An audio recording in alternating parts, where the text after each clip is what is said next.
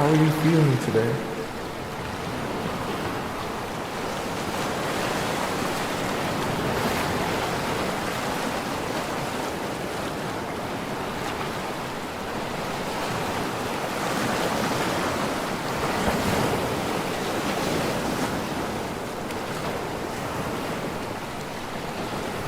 Do you feel fulfilled in life?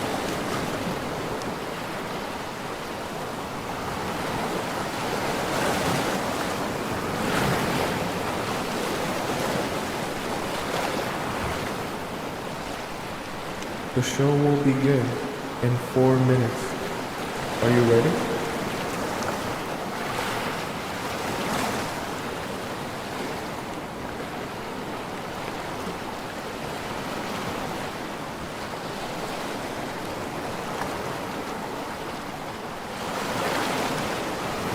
When was the last time you felt betrayed?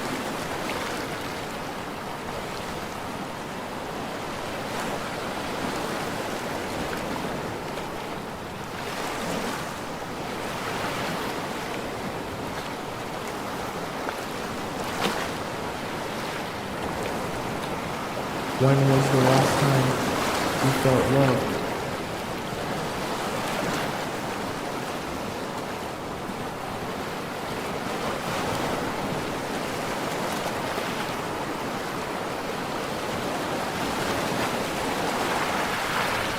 The show will begin in 3 minutes. Are you ready?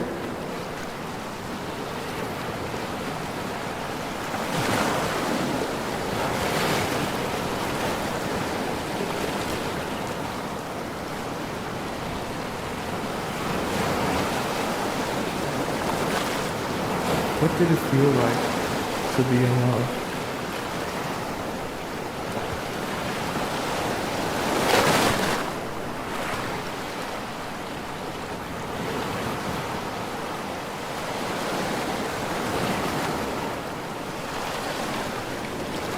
What is the most painful part of being in love?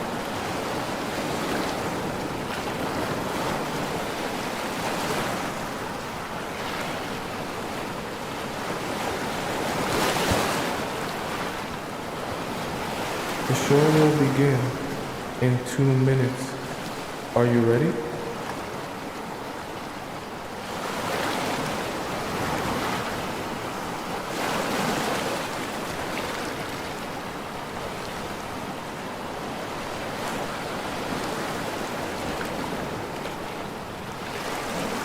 Are you ready to be transformed?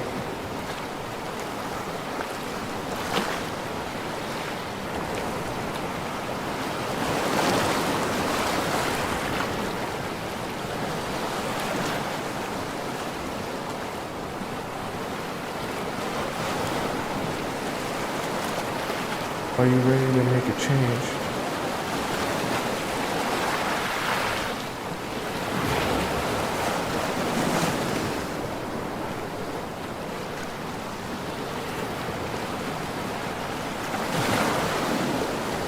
The show will begin in 1 minute. I hope you're ready.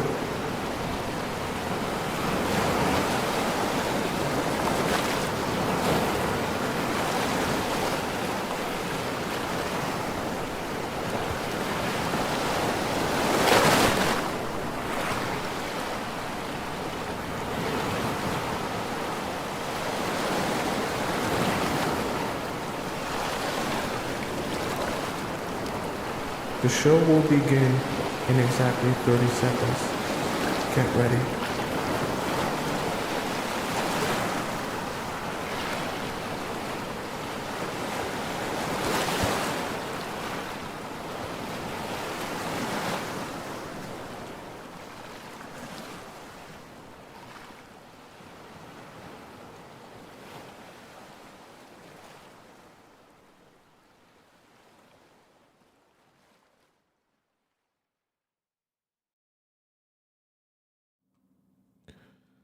Do you get confused or anxious every time he pulls away from you? Would you love to be able to stop questioning and wondering every time he acts distant or what it is that you did wrong this time. Good news for you. On today's show, we're going to be discussing exactly what to do when he pulls away from you or begins acting distant. That way, you can avoid having to question your relationship with him whenever he takes a step back from you. Welcome to the Players Club. If you're paying attention to me and everyone else in the live stream, please say here present so that I know you're here present and actively participating. Welcome to the show, all you beautiful, beautiful souls. How you guys doing today? Okay. Happy Friday. For some of you, I know it is probably Saturday by now, depending on what part of the world that you're in. Someone said present master. Well, welcome. Okay, we're here. Cheeks is here. I see Scotty here. Goose is here. Dragonfly is here. Megan is here. Miss Nicole is here. Angela is here. Dominica is here. We got D here. Adorable here. Rogue is here. I'm drinking water already. We literally just started the show.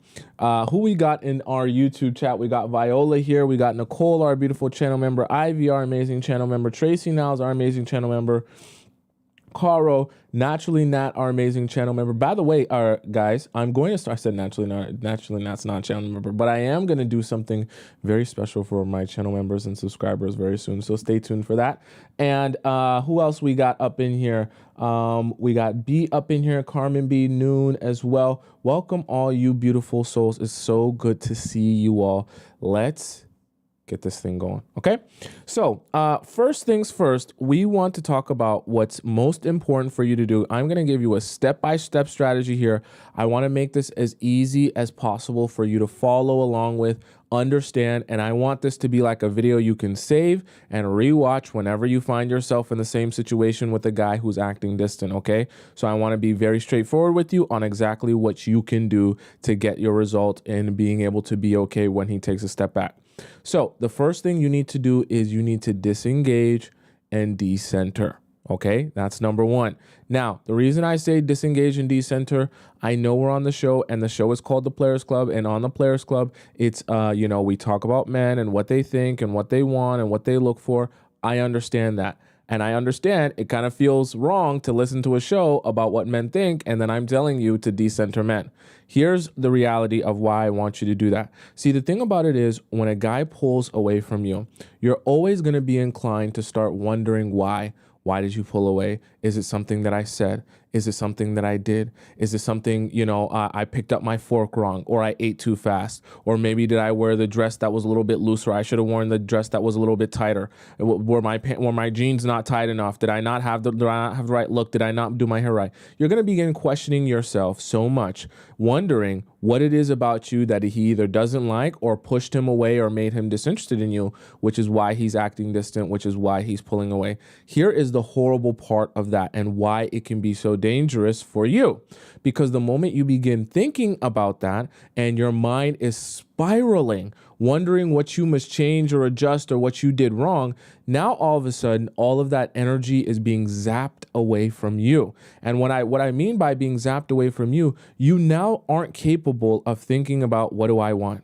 What do I care about? What serves my own happiness? And you know who's not going to be happy if you're not thinking about your happiness? You will be the one unhappy if you're not thinking about your happiness, because you've zapped yourself of that energy and investment into you, and your mind is fixated on what do I need to make this other human happy with me and want me and not pull away from me, okay? And remember, you only have 100% of your time and energy. So if all of that focus and brain power is on this guy that has pulled away from you, you will not be capable of doing things for yourself, making yourself happy, or investing any more time and energy for you, okay? Because the reality of it is, and we might explain this in a different show, why the men pull away, but the reality of it is men pull away for various different reasons, a lot of which don't even have anything to do with you. And so when you're spending all of your time and your energy like trying to write this one down and figure this one out and chase around this Scooby-Doo clue and wonder all these different ways, how can I figure out why he pulled away? You end up just, chasing your tail around in a circle, because it's an endless, pathway and maze of just you going here and going there, trying to figure out this and figure out that, when in reality, it never had anything to do with you in the first place. And so you're spending all this time and energy thinking about how you change yourself or adjust yourself for a guy who either isn't interested in you, or the reason he pulled away has nothing really to do with you and everything to do with him and where his mind is at, okay? Right? And so first thing to do is disengage and decenter. Now, because I love you so much and I care about you so much, we ain't gonna talk in hypotheticals or abstract concepts today. We are gonna be very, very specific on exactly what I want you to do in this day and age, okay? When I say this day and age, I mean we're gonna apply it to 2024 and exactly what you're going through in this, with this generation of people, with all the tools and the resources that we have now. So we're gonna step right into our classroom here. I ain't playing around today, okay? You're gonna learn something. That way you can't come to me and say, Tomisin, the advice you gave me was kind of abstract, and when he pulled away, I didn't know what to do, so I just texted him a million times because I thought maybe that's what you meant by disengage.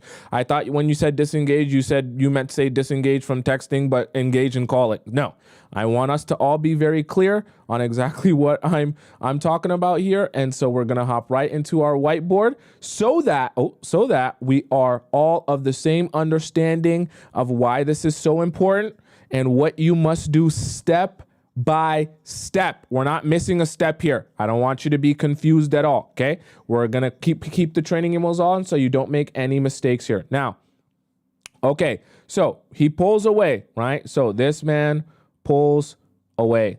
Now, we're going to do our first step, which is to disengage. So now you're going to be disengaging, okay? Disengage. Ooh. What's with my pen here? Oh my. See what they be trying to, they trying to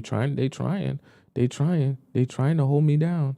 They trying to hold me down. Okay. So you want to disengage. Okay. Right? Is that even how you spell that? Okay. Now, when you're disengaging, I want us to be very clear. Very clear. You need to start with the social media. Okay? We're not playing around. We're not going to play around at all. I'm going to be very specific so you can't ever misinterpret what I'm saying here. You're going to disengage in social media. What does disengaging on social media consist of? You're going to mute him on every platform. Are you following what I'm saying to you right now? So, okay, let's get an understanding here. What does mute really mean? For those of you who might be new here, this is a new term and a new thing that is on all social media platforms, okay? You're not going to block him because when he pulls away, he might come back. So I want you to understand you're pulling away so you have this opportunity not to focus on him, but to focus on yourself. Remember, we're disengaging and we're decentering. So this part is very important. If you don't understand how to do this part properly, you will waste the rest of the process because none of the process will work how it's supposed to work. Now, with social media, this is so important for you. In order for you to decenter him and disengage from him, you cannot be engaging in activities like watching stories. Okay? This will be one of your biggest downfalls. You cannot, if he pulls away from you, you cannot get that monster in your mind, that itch in your brain that wants to check his Instagram profile or his Snapchat profile every second of every day and see if he's posting a story. Because this will only make it harder to decenter him from your mind, and you'll be constantly focused on what did I do wrong? Why is he not texting me? Maybe I should reach out to him. Maybe I should call him or message him or say something to him so he's reminded of me and he doesn't forget about me. All of this will work against you because when a guy pulls away from you and when a guy acts distant from you, the worst thing you can do is start pressing and pressuring him and jumping on top of him and thinking that when he pulls away, that it's your job to then fill the space with you walking and running sometimes towards him and smothering him. We don't want you doing that, okay? If a guy is pulling away from you, whether it be because, you know, he's trying to figure out what level of interest he has in you, he's got another situation going on, whatever it may be, we want you spending this time and this energy focused on you and not on him. So I'm giving you a step-by-step strategy so you don't make the mistake of focusing on him instead of focusing on you. Now, very important, like I said, we don't want you watching stories. Stories will be your downfall. Because when a guy pulls away from you and he's living his life and he's doing things and sometimes doing things with other women and having his friends and all this stuff and having his fun, you're going to be like, oh my God, I feel so bad. Oh my God, he's forgotten about me. Oh my God, the pressure's on. I feel like I need to reach out, right? And that monster is going to be knocking at your doorstep every second of every day. We don't want you to engage with the stories because we don't want you feeding that monster. So the reason I say we're going to mute him on social media and why this is so important here, okay? Why I want you muting him on social media is because when you mute him, this is why I want to break this terminology down for you, because some of you might be new here or new to technology. Muting is different from blocking. The reason I don't need you to block him is because in this case, you're still going to give him an opportunity to come back to you when he's ready, or to re-engage with you when he's figured out whatever he needs to figure out, okay, for whatever reason it might be. Now, in this particular case, it's not necessary to block him, right? But what you want to do is not have your focus and energy on him and what he's doing. Some of you have a monster within you. So if it's all over your timeline, you're not going to be able to resist looking at it. But if it's not in front of you all the time, it'll make it easier for you to forget about it or not focus all your energy on it. So muting is a new era, new age thing that is on social media platforms where it's either called mute or it's called some sort of equivalent button to that, right? Where it allows you to take their posts and their stories off of your timeline, okay? The reason I want you to take these off of your timeline is because I don't want it to become an anxiety-inducing experience every time you open up your social media app. So what do I mean by that? When you open up your phone and this guy has begun acting distant with you, he's not texting you for the past couple of days, and he hasn't messaged you or said anything to you, and you're wondering what's going on, every time you open up your phone and go on Instagram or go on Snapchat, your heart's going to start racing because the first thing you're going to be looking for is to see if he posted a story.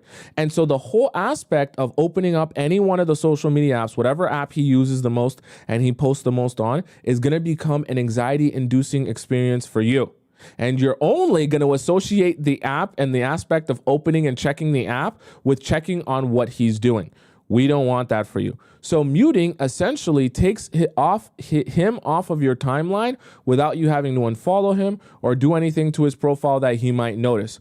All it does is from your end, you don't have to see his stories anytime he posts it. So when he posts a story of him going out and he's, with his friends, and he's taking a picture of all the different plates of food at the table at the dinner that he's going to with his friends, instead of you opening up Instagram and the first thing you see is his story and you watch it in the first 35 seconds that it's been posted, instead of that, you open up your Instagram or you open up your Snapchat or whatever it may be, and you're allowed to breathe without being bombarded by whatever it is he's posting.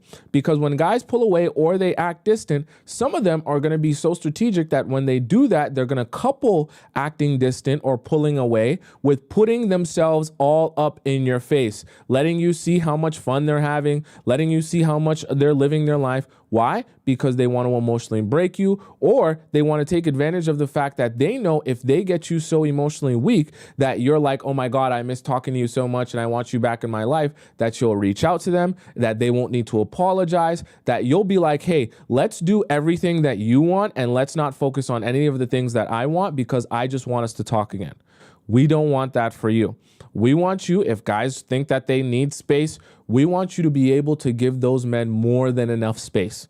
And until they're ready to reach out to you, and even if when they do reach out to you, if it's the way that you like, that's when you re-entertain them. But you're not going to be engaging in them or become desperate for them when this time happens, okay? So for some of you that are capable of doing this, I want you to mute them. Now, I'll be honest with you. For some of you, the watching stories thing and everything that I just discussed with you here, this is not going to be easy for you. And so let me go here and let me go into my Let me go and do where did it go? Anyways, so for some of you, this process of him having his stories here, right? This is going to be really hard for you to not do. And so to be honest with you, for some of you, not just muting, for some of you, I actually want you to just block him. Okay. If you know that you can't control yourself and you can't, figure out a way to like not look at his stuff, and even when you mute him, you're going to search his profile and check it, just block him. Right? If you know that you can't do that, right? The reason I want you doing that is because remember, we're disengaging, and more important than anything, more even important than you looking cool or looking unbothered. The most important thing here is that you're capable of spending this time when he disengages from you, spending this energy, I should say, on yourself and focused on you, not on someone else. Okay. Nova G says, or watching anonymously, whatever it is. If you gotta, you can't be watching him on your main Instagram profile, and yet damn sure, I seen some of you talk about this, a couple of weeks ago when I mentioned, not watching stories. Don't be downloading no third-party app that allows you to watch his story from, a blank profile, or allows you to watch his story from a random profile. Do not do that. I know some of you like to be slick and think you're being slick. Oh, it's 2024. Tomisin's not going to know that I'm watching his story through this random third-party site that, I can watch his stuff and he won't know that I'm watching it. Don't do that. Because at the end of the day, this is not really about him seeing that you're watching his stories. This is about you decentering him from your life so that he doesn't become the be-all, end-all of your life. And when he pulls away from you, you're not sitting there thinking, oh my God, I'm sitting here desperate for him to come back to me and notice me again. This is for you. So you're only cheating yourself when you download a third-party app and then you begin watching his stuff from a third-party app, or like Rogue just said, making fake pages. You're, like Lorraine just said, you're protecting your peace, and taking back your energy. You cannot spend every time that he pulls away from you or acts a little bit distant, you cannot spend all of that time worrying about what he's doing or trying to download a third-party app so you can watch his stories from a fake Do not do that. You are disengaging and you are decentering him. Now, the second thing that I want you to do, you're going to have to deal with this. Remember, we don't want you coming across landmines. Now, very painful for you. We want you to get rid of any pictures, right? Video, or let's say, even say specifically, snap memories of him. Why is this so important, right? You want to rid all of these off of your phone, right? These are all going to come off your phone, right? All of these off your phone. Why are these all going to come off your phone? We don't want you scrolling through looking for a bank statement screenshot on your cell phone. And when you scroll through your camera roll, you're going to see pictures of you guys cuddling and kissing, or videos of you guys and things like that, snap memories, whatever. If you need to put this wherever you want to put it, if you want to put it in your hidden folder, do that. If you need to just, delete them or transfer them to your computer, do that. Whatever you need to do, right? If it's on Snapchat and you need to put it in your, that private, the private, right? On Snap, put it in there, okay? The one with the password. What we're trying to do here is we're trying to create a barrier between you and coming across all of the things that will keep you in a place of focusing on him. Are you following what I'm saying?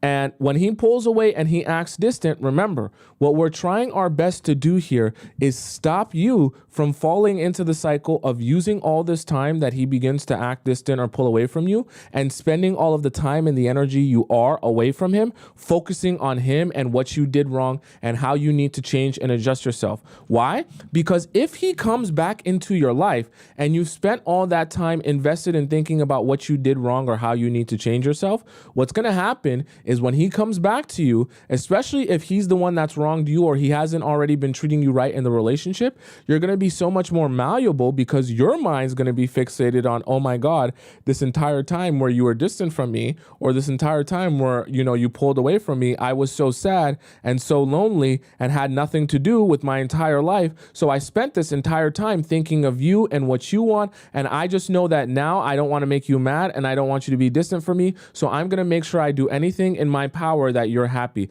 If that includes opening my legs wide open and putting them behind my head so you can jackrabbit yourself inside of me for 90 seconds or less, I will happily do that. Why? Because I want to avoid you being upset at me. I want to avoid you pulling away from me again. I don't want that to happen again. See, when you have an experience that is so painful, when a guy pulls away from you, that you're like, oh my God, this was the worst time of my life. I felt so lonely. I felt so depressed. I felt so sad. Anytime you're faced with that as a threat in the future in your relationship with him, you're going to be thinking to yourself, let me do whatever I can do to make him happy so that he doesn't pull away, because I don't want to go through that depressing state again where I feel lonely or I feel like he's not there or speaking to me all the time. And so every time you're presented with the possibility of him pulling away, you're going to be thinking, please don't pull away. I want to make you happy and do whatever it is that you want. That's not a way to live, because what's going to happen is when you're having a disagreement or an argument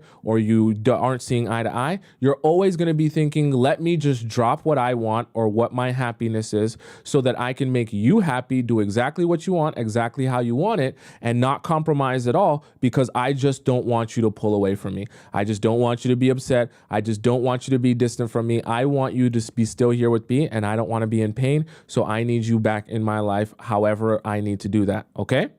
Right?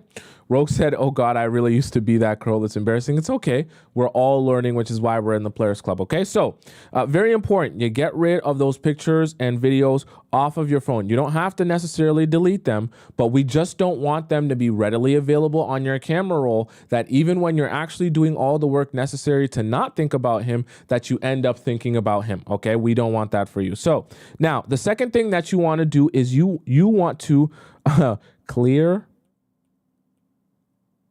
the closet. Okay. So we have up here, we got social media, we got the pictures, and you want to clear the closet. Now, different from if you and a guy break up, what you want to do, because you see, we have to recognize here, you're an emotional being, and we have to recognize that's perfectly fine with you being an emotional being. But we also want to recognize that because you're an emotional being, it's very easy to trigger you and send you down a spiral. Okay. We cannot be giving men a lot of your time and energy and be so focused on them when you're in a position where he is pulling away from you, because that is not a time where he deserves all of your focus, energy, time, and brain power. So what we want to do when I say clear the closet, you need to get rid of those clothes, right? So get rid. You're going to get rid of, clothes, socks, underwear, any sort of items, right? Just items in general that would be in your closet of his. Okay. We don't want that in your closet readily available for you to see all the time. Once again, this is like a landmine and a trigger for you. So if he's pulling away from you and every day you open your closet, at the front of your closet, you know what I'm talking about. You're seeing, like Sienna just said, right? An ex's shirt, right? Or that specific guy that pulled away from you, his shirt and his sweater and his pants and his whole outfit and his boxers. And you're taking his boxers and you're smelling them every morning, getting a whiff of what he was like. You're going to be sending yourself down a spiral. And remember, when you're doing all this, hoodies included. Yes, Lily. Lily said hoodies in the YouTube chat. Yes, hoodies as well. You got to clear those out of your closet. Now, in this particular case, when he pulls away, that doesn't necessarily mean you're going to break up. So in this particular case, you just don't want them to be at the front of your closet, readily available for you all the time. So we want to go through your closet. We want to clear it out, put all of those items in a trash bag. And I really mean this because I understand how easy it is for you to get triggered. And when guys pull away from you, I don't want you triggered because you're going to go down a spiral. So I want you to do all of these steps. You're going to put the stuff in a bag, and you're going to put that bag in the back of your closet. You know, the part of your closet that's really hard to reach, or that drawer that you really never look into because it's so far back, or so, you know, it's hard to get to. Yes, you're going to put the clothes and the items in a bag, and you're going to put them in that place in your closet, or that place in your, where you store stuff, where you really, it's really hard to reach because you never go at that, to that part of your closet.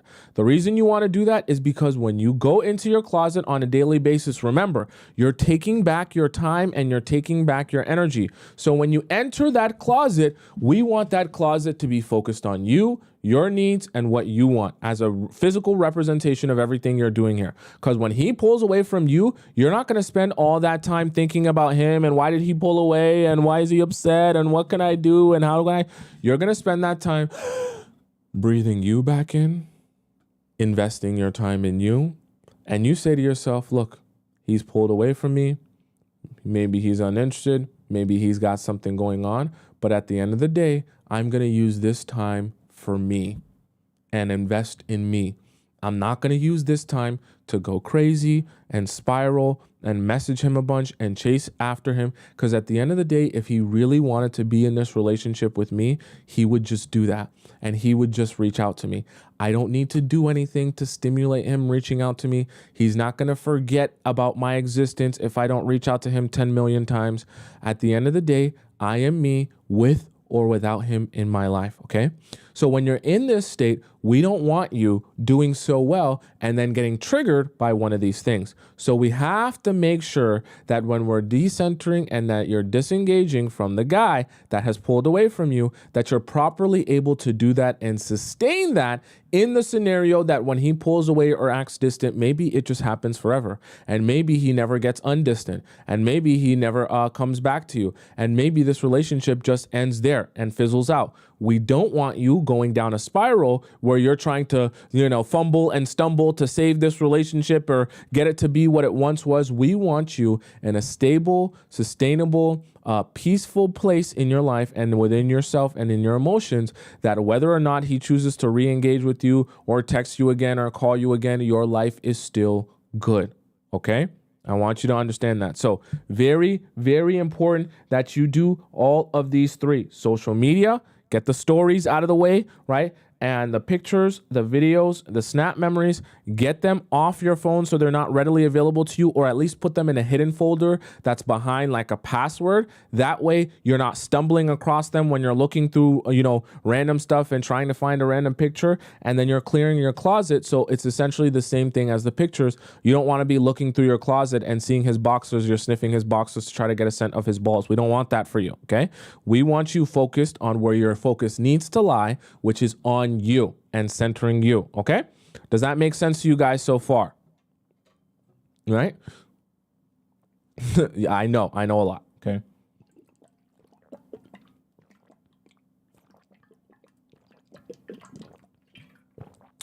SA says, do they ever miss us during a pull away though?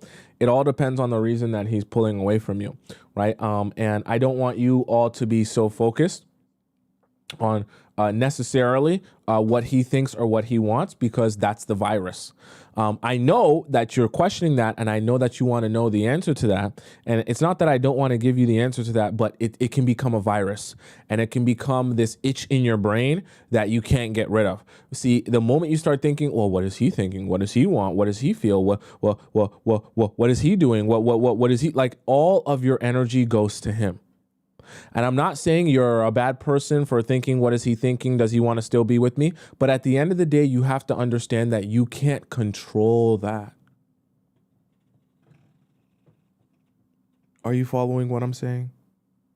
You can't control whether he wants to come back. You can't control whether he wants to actually build this with you properly. You can't control whether or not he's going to, this is going to end up how you want it to end up, especially when he pulls away. So at the end of the day, worrying about, does he thinking that this is going well and he's going to want to be back with me is actually a pointless activity. And it's very easy for your mind to spiral when you're starting to think that way. And when your mind spirals, what are you going to do? please, let's just get back together. I'll do anything that you want, including spread my legs wide open so you can jackrabbit inside of me. Okay, right? We don't want that for you. Okay. Ella says, it is not possible to not think of a guy when you are healing from him, because you need to understand why this all happened to you with him. Well, here's the thing. And here's the thing. I understand that what I'm saying is in an ideal situation. And obviously it's not going to be perfectly so easy as how I describe it for you to just not think about the guy. But the reason I'm giving you a step-by-step strategy is to make your life easier to actually center yourself and not have him at the center of your universe when he pulls away from you. The reason I'm giving you a strategy, I understand you're still going to think of him, and I understand you're still going to wonder what he thinks or what he wants. I'm not going to pretend like you will never think about that. You have feelings and emotions just like any regular human being. But in the process of that, if you have a strategy in place to follow directly, it will make it that much easier for you to be like, okay, even though I'm thinking about him, I remember the strategy that me and Tomisin talked about. So I'm just going to do that strategy, knowing that that's going to yield me some good results to move in a positive direction. And as you utilize the strategy, it will make it easier for you to center yourself again and not have him at the center of your universe, always thinking about him. Just by simply taking your emotions out of it and just saying, I know the strategy that must be done. I'm just going to do the strategy. I know I'm thinking about him. I know he's on the top of my mind. I'm just going to do the strategy, right? And that way, when you're in the heat of the moment, instead of, flip-flopping around and unsure of what to do and what direction to go in, you have a clear sense of direction and the most important steps to take so that you yield the result that you want. And the result in this case is to center yourself and not have him at the center of your universe every time he pulls away from you, okay? So that was to disengage and disengage first and decenter was number one, all right? So number two, oh, wow. I'm yapping a lot about that point. Okay. So number two, you want to create a routine. Now, very important. See, creating a routine is so important. And I actually haven't talked to you guys about this in very much detail. So I want to touch on this, very important for you. When a guy pulls away from you, immediately after you decenter and disengage, I want you to create a daily routine for yourself that does not include this man. I love you and I care about you. And I know the places your mind is likely to go. Here is something. So actually, we'll call this stop pooping time. So Ivy and Ashley's favorite time. This is stop pooping time, where I want you paying attention. If you're on the toilet and you're pooping, you snip off that last piece of poop and you don't suck the rest back in. You don't poop anymore. If you're in bed and your hand are in your pants, you take your hand out of your pants, because you're going to look in my eyes now and you're really going to pay attention to my words, okay? Number two is to create a routine. This is so important because when a man pulls away from you and he distances himself from you, the worst thing you can do, absolute worst, is to lay in your bed and be sad. I'm going to say it again. When a man pulls away from you and he distances himself from you, the worst thing you can do for yourself is to sit around laying in bed sad. Why? Because you will easily spiral out of control. You will message him, you'll call him, you'll start sniffing sweaters, you'll start watching all his stories, you'll just be refreshing his Instagram, you'll be going back from his Instagram to his WhatsApp, to his Snapchat, to his Facebook, to his TikTok, You're going to lose your mind. Do not allow idle time for yourself and your mind to go crazy thinking about him and what he's doing when he pulls away from you. Immediately, once you feel him pull away from you and you feel your mind starting to build all of this anxiety, you put a hard routine in place daily that is going to take up each and every hour of your day, not giving you time to just lay in bed like a starfish and think about him and be sad. Okay? We do not want you in bed sad. It's a waste of your time. Because at the end of the day, there's nothing wrong with having the emotions and being sad, but sitting around wishing that the guy who has pulled away from you and become distant from you is going to magically show back into your life, sitting around and being sad is actually not making you a more attractive version of yourself. In fact, you're slowly devaluing yourself and making yourself less attractive, because by the time he does come back, you're going to feel like he bestowed upon you such an opportunity to be with such an amazing man that, oh my God, you're finally giving me attention again. Oh my God, you finally like me now. And you're going to treat him as such. You're going to worship the ground he walks on. And anytime he talks about, or he starts to make you feel like he's pulling away from you again, you're going to be like, oh my God, I don't want to go back to being sad in my bed, right? Remember, you're actually doing yourself two things at once. When he pulls away from you and you're recentering yourself, you're investing in yourself so that you can keep, yourself feeling good about you. But you're also doing yourself a favor in the future that if he does start, effing around and being an F boy or not treating you how you expect to be treated, and he starts distancing himself from you in the future, you don't see that as a threat to your happiness, because you remember, anytime you pull away from me, my happiness still exists.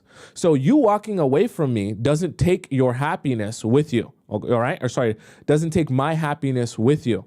So I'm not threatened because, hey, you want me to do what you want me to do. And because I'm not doing exactly what you want me to do, or because you just want to get me to, instead of compromising, get me to do exactly how you want me to do things, then you're going to pull away from me. That way I'll say, okay, never mind. Let's just do it your way. Right?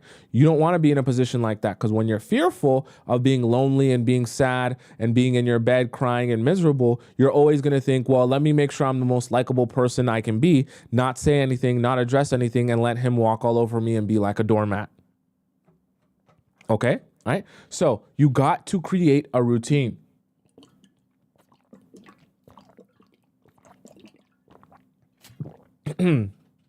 Now, because I love you and I care about you, we're going to hop back into our whiteboard very quickly, and we're going to discuss exactly what I mean by creating a routine. Okay. So that you're not confused. So, Tomisin, how do I create a routine? I do not create a routine. I don't know how to do it. Okay. We're going to break this down for you. Okay. I don't want you confused anymore. The confusion ends here, right? No more confusion for you. So you're going to create a routine.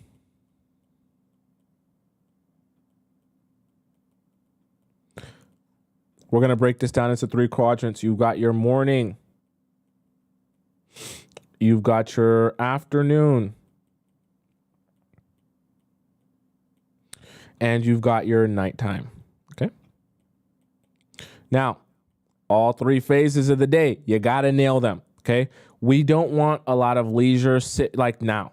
I want you to understand, you're going to have fun time where you can do something that you enjoy. You're going to have time where you can do something that you just like doing. And that's easy. Not everything has to be, I'm not saying bombard yourself with work. What I want you to do, though, is create a routine where each and every time of the day, you have things to do.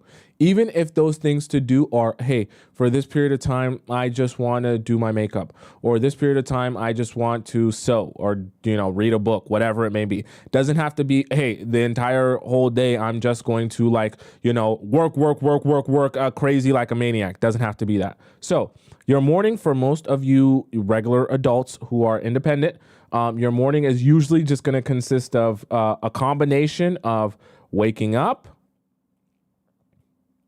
right?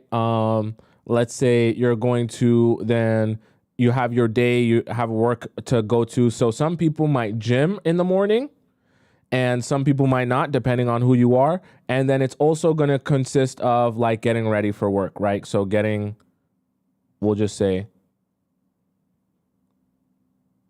work. Why did I do that? Work prep. Okay. So work prep will include showering, doing your makeup, getting dressed, all the stuff. Okay. Usual adult's going to be going to work in the morning. Let's just be so for real. Okay. So you wake up. This is your weekday routine. Okay. So we'll even say that, right? This is the weekday routine. So your weekday routine is going to consist morning. You wake up, you either go to the gym or you don't. Your work prep and everything that needs to do, and you start commuting to work. Okay. Now your afternoon, obviously, you're going to be at work, right? This is going to be your work or your focus time. Okay. So if you got a business, this is going to be focus time.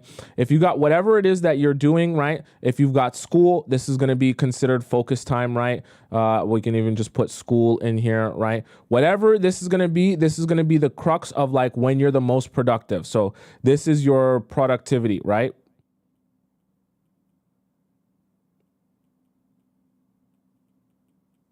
Right? So you're going to be productive during this afternoon time. So we can just say your morning consists of, let's just say 8 a.m. to 12 p.m. Okay. And your afternoon consists of 12 p.m. until 5 p.m. Okay. Now your nighttime is going to consist of 5 p.m. until you go to bed at, let's just say, you get 10 hours of sleep. Let's just say 11 p.m. Okay. Now, this nighttime routine, and I'm breaking this down because I want to make this so simple for you all. Okay. Your nighttime routine is going to consist of self-care. So things like doing your, if you want to practice a new makeup look, I don't know, try a new blush, a new blender out, try a new foundation out, I don't know, whatever it is you want to do. You can, so self-care there, you want to cut your hair, take a deep shower, you want to do an everything shower, okay? You should be doing an everything shower for you, not an everything shower for the guys, okay? Everything shower for you. Maybe you just want to be as slick as a dolphin, whatever it may be. Someone said hair mask, whatever it may be, a deep cleansing, cut your toenails, cut your fingernails, whatever it may be, right? Some self-care so that you feel good about yourself. The other things you can do at night, right? So now you have some leisure time. So you can read, right? You can fun, right? Relax. Now, very important though, when you create your weekly routine, your daily routine, is going to consist even the fun and the relaxation. You want to have something in mind for your fun and relaxation. So don't just say that you're going to have some fun or you're going to relax for 2 hours at, 7 p.m. after you finish work. You actually want to have an activity in mind of what you're going to be doing during that time. And I really, really mean that, because you don't want to say you're going to create a routine, and then by the time you start creating the routine and you give yourself two hours to relax, your relaxation becomes sitting and laying on your bed, staring up at the ceiling, reminiscing on your relationship with that guy that pulled away from you. We don't want you to do that. We don't want you to make that mistake. That's going to set you down a spiral. We want that to be concentrated effort in one particular place, or if it's going to be fun, we want you to have fun and actually do something fun for you, something that you actually enjoy. So if it's going to be reading, if it's going to be painting, if it's going to be writing, watching YouTube videos, whatever it may be, just make it something that you are going to do during that time and actually do it. Okay. Roke said I'd be on YouTube and TikTok watching videos. I would love for it to be something a little bit more active that requires attention. But even if it's, you want to be on YouTube, whatever, then go on YouTube and watch a video. Okay. And watch some videos. Okay. And so you can have some fun and relaxed time, but just be very aware of what it is you're going to do during that time. Okay. And if you're putting that in your calendar or whatever, and you're like, hey, for an hour, I'm just going to scroll through TikTok videos, and you're like, I don't know, that kind of sounds boring. I don't know if I want to do that. Then do something else. Do something that you feel like is engaging enough that when you put it on your list for your routine, that you're like, hey, I'll actually want to do that, or I actually would find that interesting. Okay. The reason that this is so important, and I know that it sounds so silly. You're like, Tomisin, do I really need to do all this when a guy pulls away from me? Yes. Because we don't want you spiraling out of control. If we do not create a routine for you, you're going to have a lot of relaxation and leisure time. And when you have all these gaps in your schedule, you're going to fill those gaps with just sitting around and missing him. You're also going to feel like your life is more boring and uninteresting when he's not in it. Because remember, when a guy's planning dates with you and you guys are going out all the time and talking 24/7, you're going to start feeling like your regular life is filled with more, even though it might not necessarily be filled with that much more, because you're having conversation with him all the time. Now, when he's not in your life, we don't want you subconsciously associating this guy not being in your life with your life being boring and uninteresting. Why? Because every time he pulls away from you, you're going to think, oh my God, I don't want to go back to the depths of despair where my life is so boring and uninteresting again, right? You want to feel like, hey, if you don't feel like you want to be in my life anymore and you don't want to be my boyfriend or you don't want to treat this relationship with care and respect, go about your day because my life will be good with or without you. Okay. And I know that sounds really cold and really harsh, but thing about it is when you approach men like that, they actually approach you with some respect because they understand that they're not the sunshine and the light of your life. And so they treat you with respect, understanding that they can't treat you any way that they want to and expect you to be there for them and want to be in this relationship with them. Okay. Does that make sense? So important that you create a routine. If you have not created a routine, go ahead. And this is the thing too. I would love for you to create this even before he pulls away from you. That way you have this readily available for you. Because what we're trying to do for you is that every time you're dealing with a guy and he might take a step back from you or pull away from you and your anxiety starts to increase, we want you to not have to overthink this process because you already have a step-by-step strategy in place that you just follow without having to think about it. Are you following what I'm saying? And when you follow it without having to think about it, you're able to ground yourself very easily whenever your anxiety begins to bubble up, okay? Because we don't want your anxiety bubbling up and then you're scrambling to figure out what do I do now and what do I do next and what do I do next? Because it'll be hard to think straight and clearly during that time. We want your strategy in place that as soon as that anxiety starts to bubble up, you just say, oh, I got my strategy in place. I got my routine that I know that I stick to, got my bubble baths. Okay, in the morning, I'm going to do this. Nighttime, I'm going to do this, do my hair. Okay, yep, this is all, it's all taken care of. And by the time you finish a day, you're like, oh, damn, I wish I had more hours in the day because I did everything I wanted to do. I feel good about myself and I feel good about where I'm going here. Are you following what I'm saying? And it'll become so easy for you to hop in and out of having him in your life, right? When you guys are together and talking and chit-chatting, going on dates, and having him not in your life when you guys aren't together chit-chatting or he pulls away from you. And you're easily able to transition into both ways of living. Because the worst thing for you is for you to get really, really used to your life as it relates to him in your life and the way your schedule is when he's in your life. And then when you jump back into being without him, now you're like, oh, wait, what do I do now? Because I used to text him all throughout the day. I don't even remember how I'm supposed to go about life when he's not occupying all my time, right? So we want you easily able to transition from one thing to the other. So you create that routine for yourself that you have that grounds you, that keeps you focused on something other than, oh, is he talking to me today or not? Is he going out today or not? Is he posting stories today or not?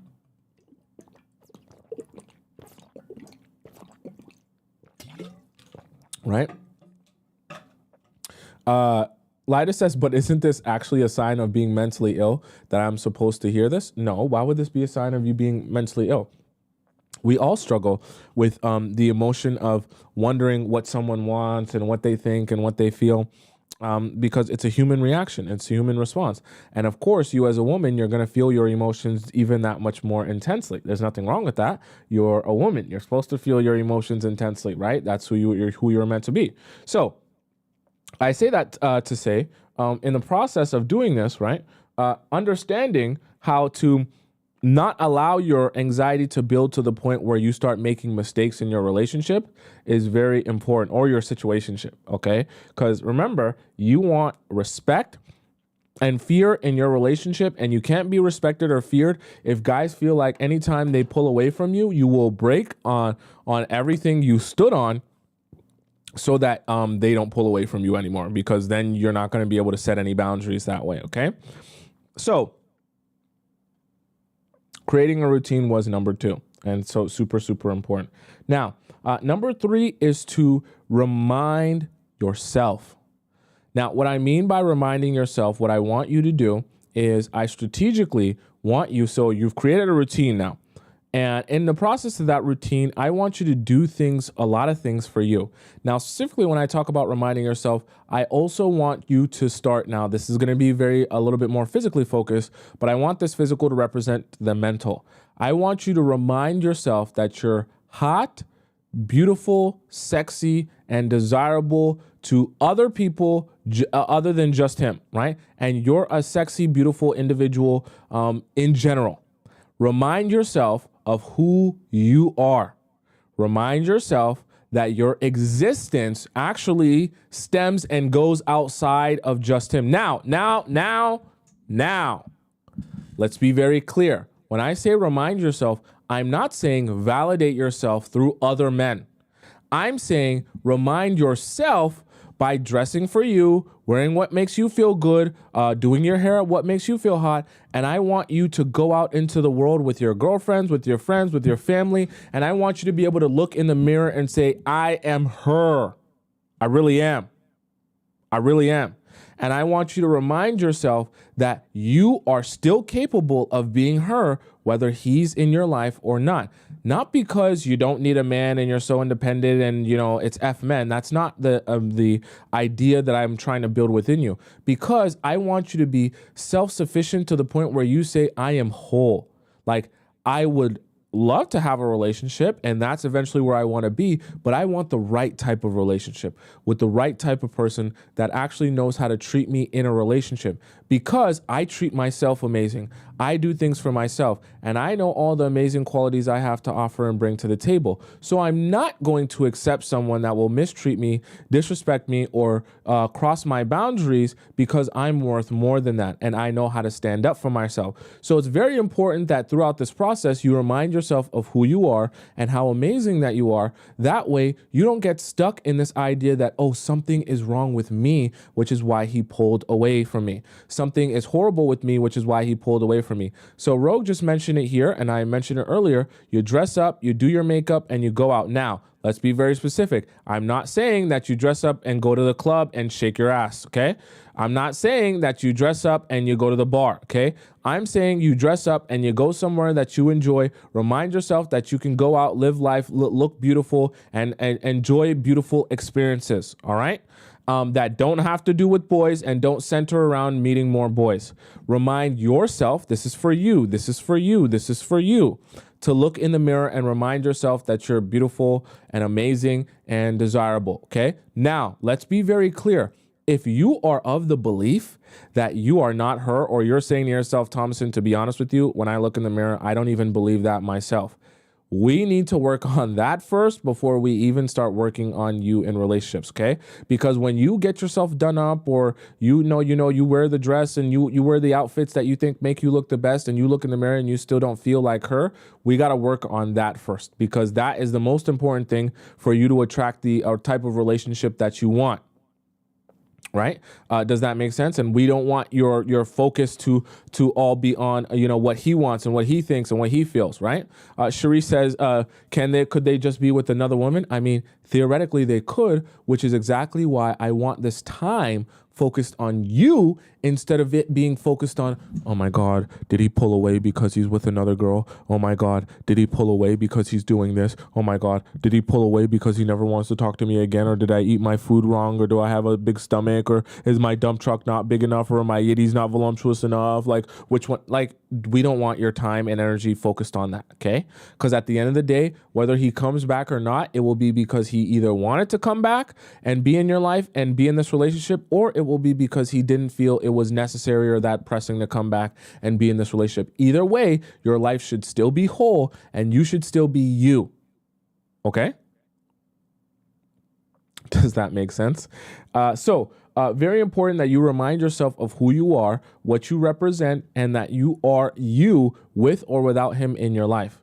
Not that you don't need a man, but that doesn't make you not you or not capable of being your best version of yourself just because, you know, a guy is not with you or not in a relationship with you or not talking to you right now, okay? We don't want your self-worth to be attached to whether this guy is talking to you or not. Why? Because when you put someone in that crazy control over your emotion, over your self-value, then they essentially can manipulate you to get anything they want from you because your self-value is tied to what they think of you, not what you think of you, okay? Right? So number 1 was disengage and decenter. Number 2 was to create a routine. Number 3, to remind yourself. Now, number 4, I want you to surround yourself. See, one of the most important things to do is to always have a tribe of people that are like-minded to you, that support you, and actually want the best for you. I know you're going to build romantic relationships with a bunch of different people and you want to go out on dates, and I encourage you to go out on dates. But you also, in the process of going out on dates, let me just fix this here. In the process of you going out on dates, I also want you to be able to have a grounded source, right? A grounded group of people that you surround yourself with that you're not romantic with and have never been romantic with. Did you hear what I said? I need to add that in there because some of you get this mixed up. You need to surround yourself with a tribe of people that you are not romantic with and have never been romantic with. That needs to be your tribe that keeps you grounded, that you can go back to and have conversation with, and surround yourself and remind yourself that even if this guy pulls away from you, that you are still loved. I'm gonna get mad. Do not attach your value to men and what they always think of you. What I mean by that is, I'm not saying go and surround yourself with more men who just want to sleep with you, thinking that that attention is going to help you forget about the fact that this other guy is pulling away from you. That's not what I mean by surround yourself. And it gets me really mad because I know when I say surround yourself, some of you guys are thinking, surround myself with 1,000 men? Where do I sign up? No. We want you to surround yourself with your tribe. I'm just going to make it simple for you. So surround yourself with a tribe of women that are like-minded with you, that you are platonic with, for those of you that might swing both ways, and that you don't have a romantic connection or attraction to. That way, you can ensure the people you're surrounding yourself with all have the same intention with you, right? Meaning that with you, they actually want the best for you because they're your true actual friend. They actually think like you and want to see you do well because they're actually your friend. They're not, talking to you because they have some sort of ulterior motive and want to sleep with you. Okay. This is why I say not with someone that you're romantic with and not with someone that you've been romantic with, because sometimes when you build a friendship, when you build a friendship out of someone you've been romantic with, a lot of times they're harboring feelings either of resentment that your relationship didn't work out or that they still have feelings for you. And so what do you think is going to happen when you're trying to, lean back on those friendships that you were once romantic with and they want to be with you? They're going to be doing everything they can to encourage you to basically not be in any relationships. Okay. It's just going to be a very horrible mix of energies, and they're not actually wanting the best for you. They're wanting the best for you as it relates to being with them. Not good. Okay. We want people that truly love you for you and want to see you win in life and want to see you happy with any romantic partner that treats you well. They just want to see you happy with someone that treats you well. Okay. So you got to surround yourself with those girlfriends of yours that are like-minded of you, that think like you, that you know that you can actually trust. Not the fake girlfriends that you only go out with. Because I know, trust me, I know, even guys have this too. Not those fake friends that you only hit up when it's time to go out, but when you guys want to talk about something real, they're never around, okay? I'm talking about the real. It's only going to be like 2 to 3 max. I'm talking about those 2 to 3 friends that you know you can trust, you've been friends with for a long time, and even if you guys don't talk for a couple of months or whatever, you guys know there's an understanding between you guys can talk about real stuff, not just go out and get drunk together and not actually share anything real, okay? And I say this, and I know you're thinking, oh my God, Tomisin, what does this have to do with a guy pulling away from me? I was hoping you'd give me advice on I should text him this, cheat code here. And when I text him these string of digits and these letters and numbers, then he'll automatically want to message me again and talk to me again. Unfortunately, I'm not going to give you that type of advice because that's not actually going to help you. I'm trying to make this as strategic and as detailed as I possibly can so that you can actually see results here. Chosen says, I barely have one. It's okay. Even if you only have one person, even if that person is a family member, perfectly fine. Even better. Now you know you can trust they want the best for you.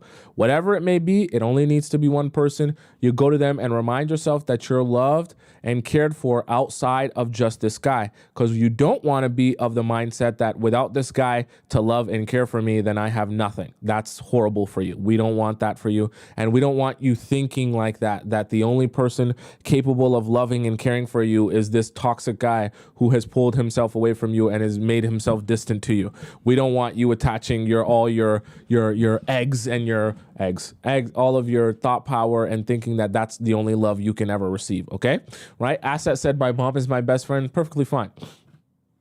If that tribe or that person is your mom or your sister or even your brother, right? Whatever it may be, it just needs to be someone that doesn't have any ulterior motive outside, of just seeing you win and seeing you happy, okay? So obviously family members, that will be way easier to do with.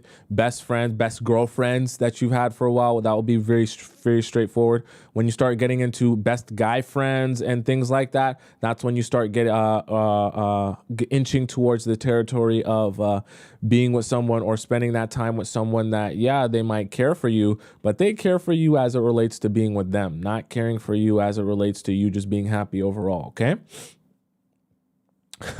Someone says, anytime I think negatively, Tomisin's words come into my head saying, do not, right? It's good.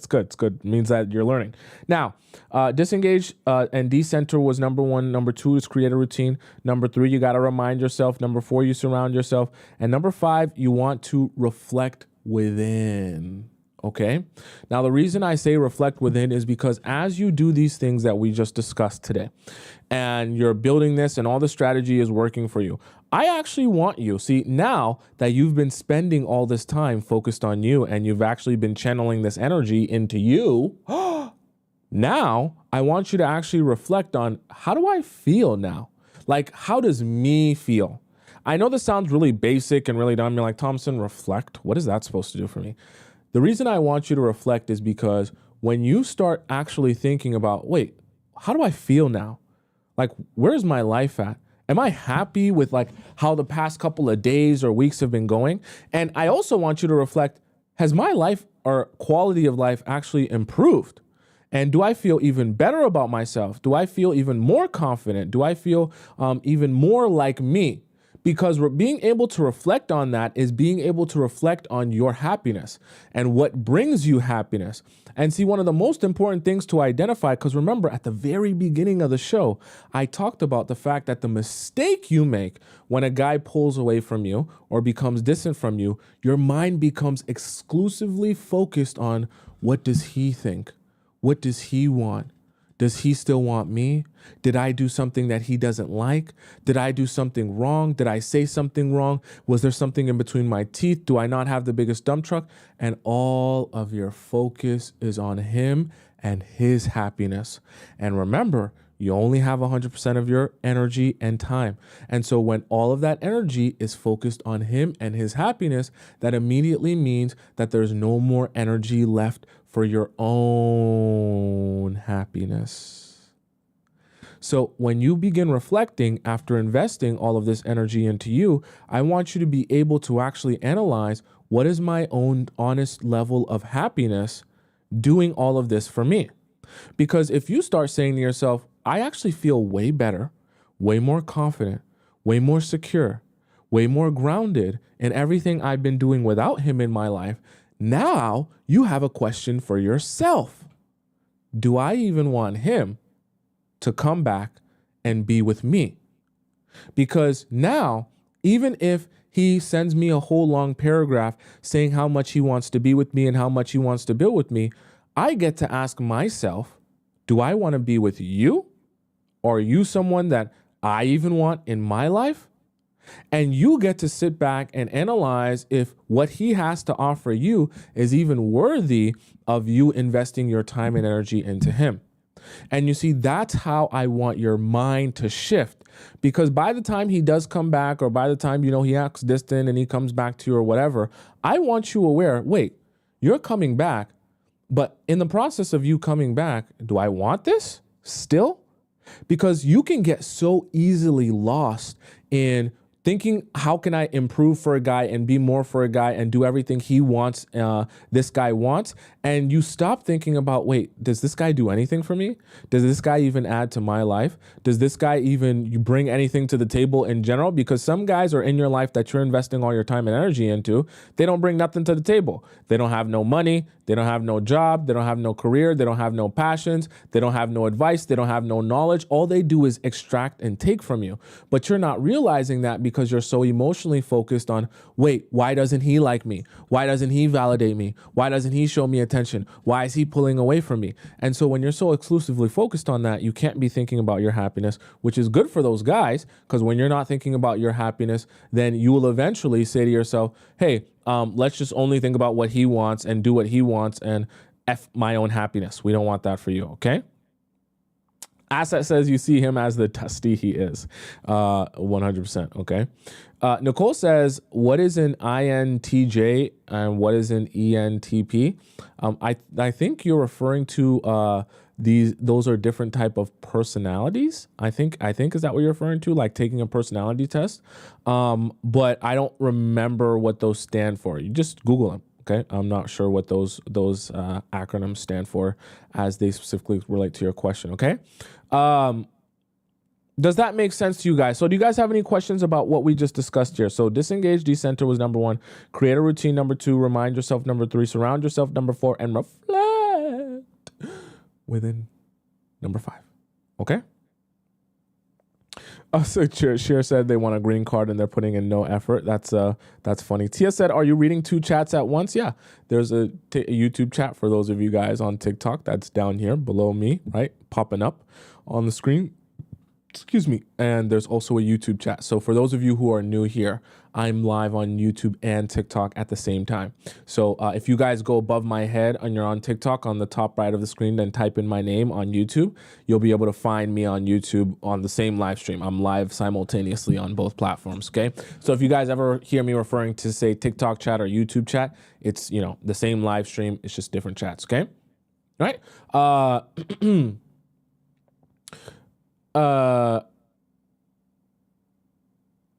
Someone said a guy ghosted me and then asked, sorry, I'm trying to read up on what you said here. Someone said a guy ghosted me and then asked my friend about me. What does that mean? If a guy ghosts you and asks your friend about me, that could be many different things. And to be honest with you, if a guy ghosts you, him asking about you doesn't really mean that much, okay? He could just be asking about you just to see, how ghosting you has affected you. Because the reality of it is, if he ghosted you and then actually wanted to speak to you, wouldn't he just speak to you? Think about that.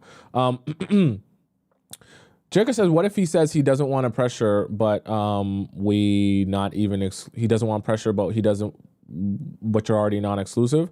Then take him at his word. Don't waste your own time, right? If a guy is telling you he doesn't want to be exclusive with you, but he also doesn't want pressure, what he's inadvertently saying is that he just wants to waste time, flounder around, sleep with you. I guarantee you, he doesn't want the pressure of, a title, but I guarantee you, if you offered him the pressure of sleeping with you, he'd gladly take that pressure. So ironic how that works, okay?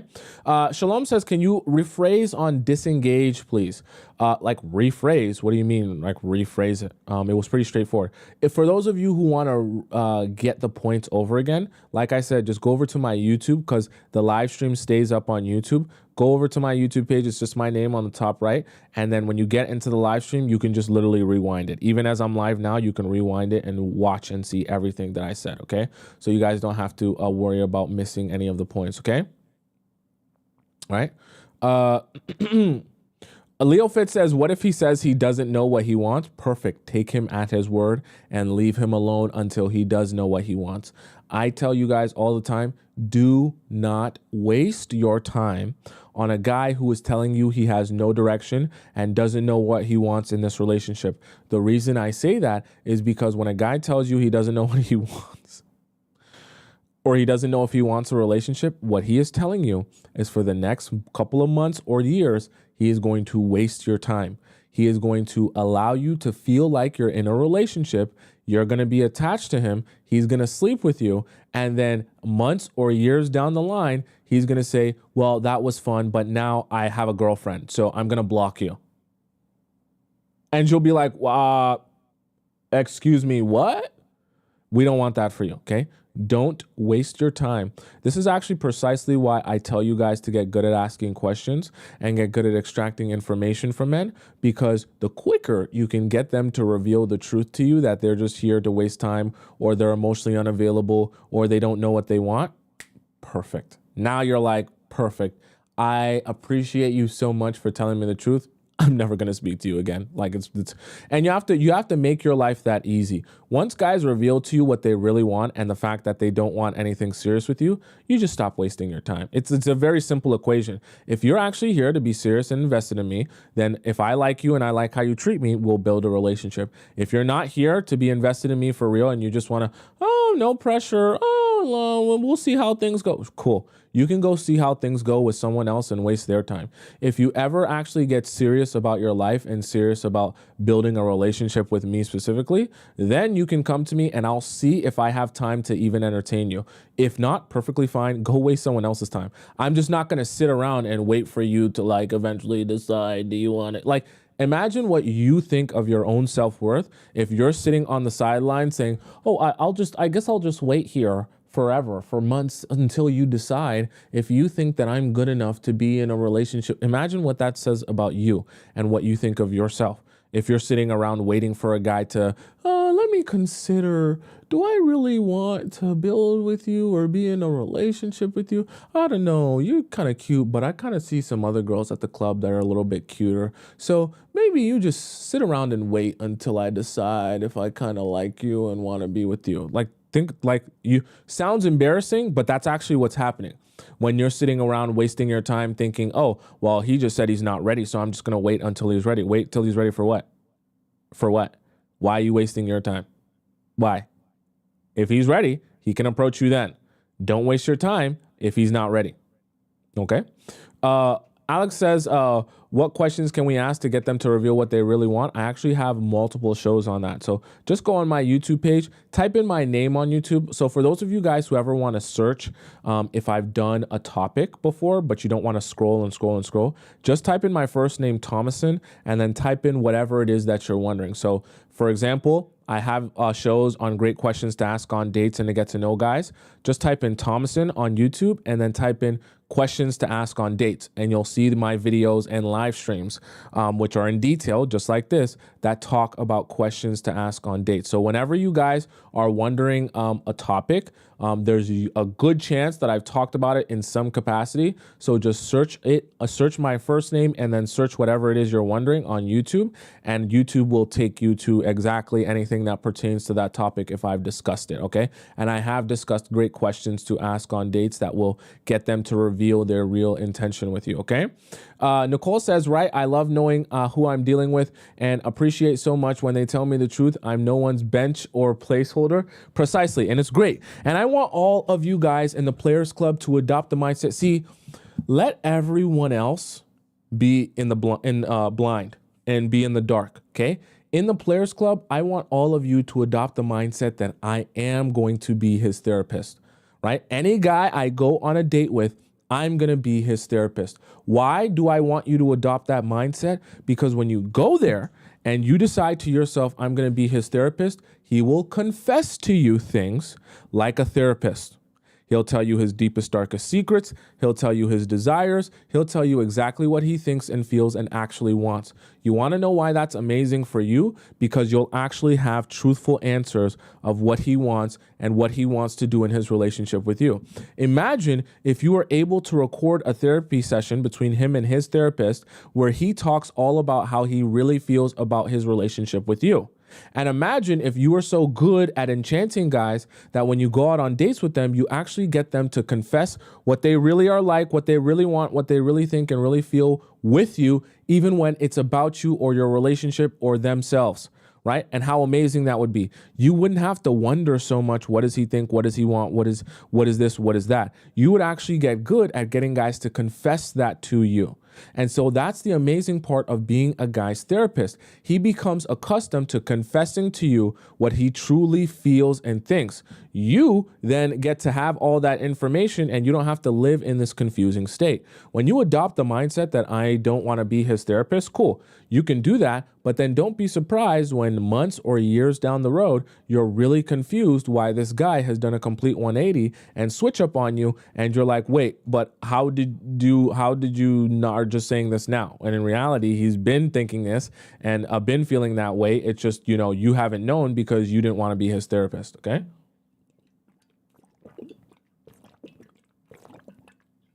Right. Viola said, unfortunately, he'll also call you at stupid o'clock when drunk, crying over how he doesn't have bread to make a sandwich. You get the good with the bad. So he'll talk to you about everything he thinks and feels, but it's good for you because you won't have to wonder. Okay. The worst position you can be is feeling like you're in a relationship with someone that's stonewalling you, that you feel like you can't get any real information out of because they're just constantly having a wall up and not sharing with you how they really feel. Then you're blindsided. We don't want you to be blindsided. And like I said on yesterday's show that we talked about and I know some of you were all shocked when I mentioned it yesterday, but what you guys don't realize is a lot of men, in fact, majority of men, when they go out to strip clubs and they're spending money on these strippers, you're thinking, oh, all of these married men going out to strip clubs are paying for these strippers to sleep with them. And the irony, the funniest part is and I'm telling you this as someone who spoke to a lot of SMEX workers and pineapple workers, as we call them in the Players Club. Majority of those married men or men in relationships that are going out to strip clubs, they're going out there to trauma dump. I really mean that. They're paying those strippers to trauma dump and talk about their feelings and how they really feel and how they feel like their wife doesn't understand them or know them truthfully. That is as crazy as it sounds. That's what they're going to strip clubs to do with those strippers. Ask if you don't believe me, ask a stripper. Ask a stripper, what does she spend a majority of time doing? She'll tell you, when I get with those married men, majority of the time, I don't even do anything with them except talk with them. Because all they want to do is talk about how they feel and how they feel like, the woman in their life or their wife doesn't understand them or know them. You'll be surprised how many men in this world are married and suppressing all of their feelings and emotions, and their wife doesn't actually know anything about them or what they feel because they've become so used to suppressing everything that they think and feel in their relationship and in their marriage that they don't share anything anymore. Right? And their wife doesn't even realize that. And so I just say that to say that's what happens to you when you adopt the mindset, I don't want to be his therapist. Because then who is he going to come to be his therapist? A stripper. I'm so serious. You're probably thinking, oh, well, why wouldn't he just go to a therapist to talk about his feelings?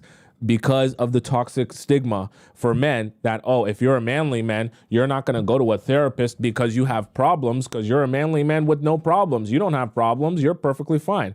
But the reality of it is we're all human beings and we all like to feel seen and heard. So they end up just using the stripper as their therapist and they actually end up paying the stripper more probably. So I just say that to say in the Players Club, get good at understanding people, get good at getting your man to yap and trauma dump a whole bunch so that you can understand him. Don't be so fixated on, I don't want to be his therapist. I want him to make me feel good and all that stuff. Because at the end of the day, you'll end up with a guy that you don't really know. Okay. Tia says, I can't dance, but I would be a good therapist. I'm sure. I believe it. I believe you all can do anything that you set your mind to. Okay. Ambi says, why don't they talk to the wife?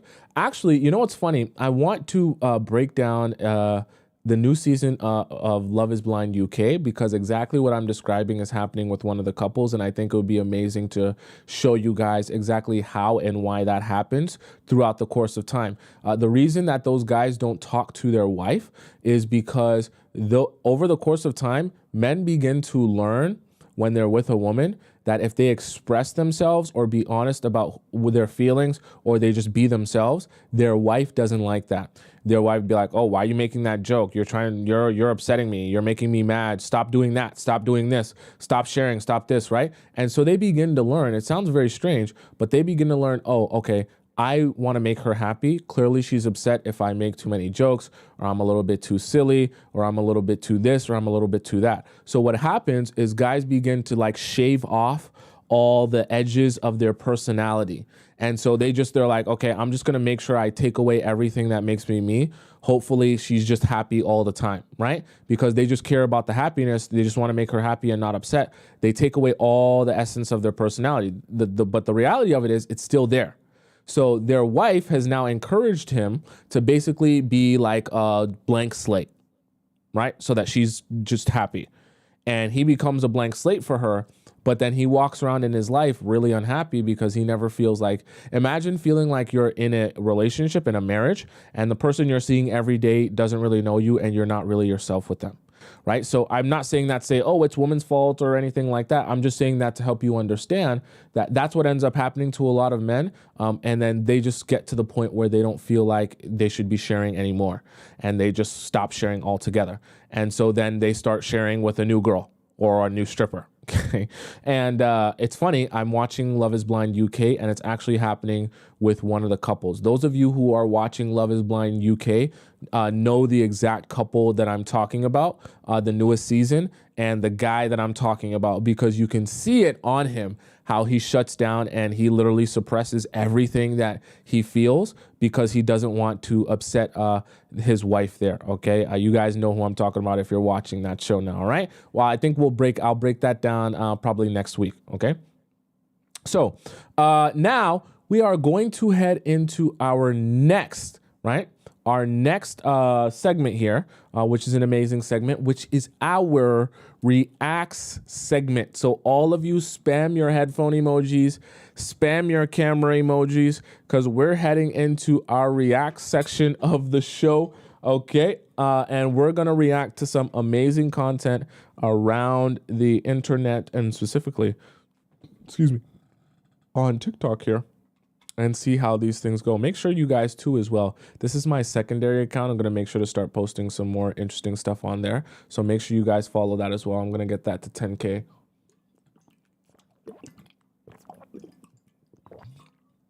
All right, chitty chat.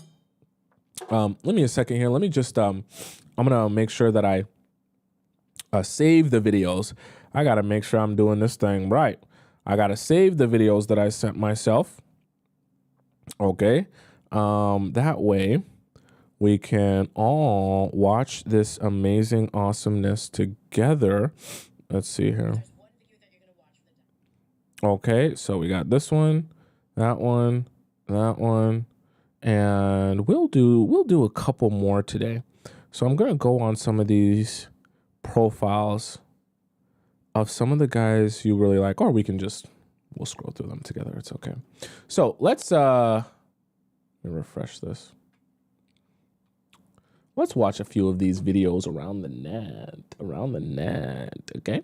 So let's start off with this one. This one was sent to me. Now, some of these have been sent to me, and then we're gonna go to some of these that I just think would be good for us to all watch. So let's see this first one. If there's one video that you're gonna watch from the Diary of CEO, it's this one. Everyone needs to watch this guy, the divorce expert. If we're honest, we're always losing everyone all the time. Like, and that's why to love anything is insane, right? Because to love anything is to expose yourself to the inevitability of losing it. When people say, like, well, how is a divorce lawyer so, like, into love and such a romantic at heart? Like, how could you not be? How could you not be?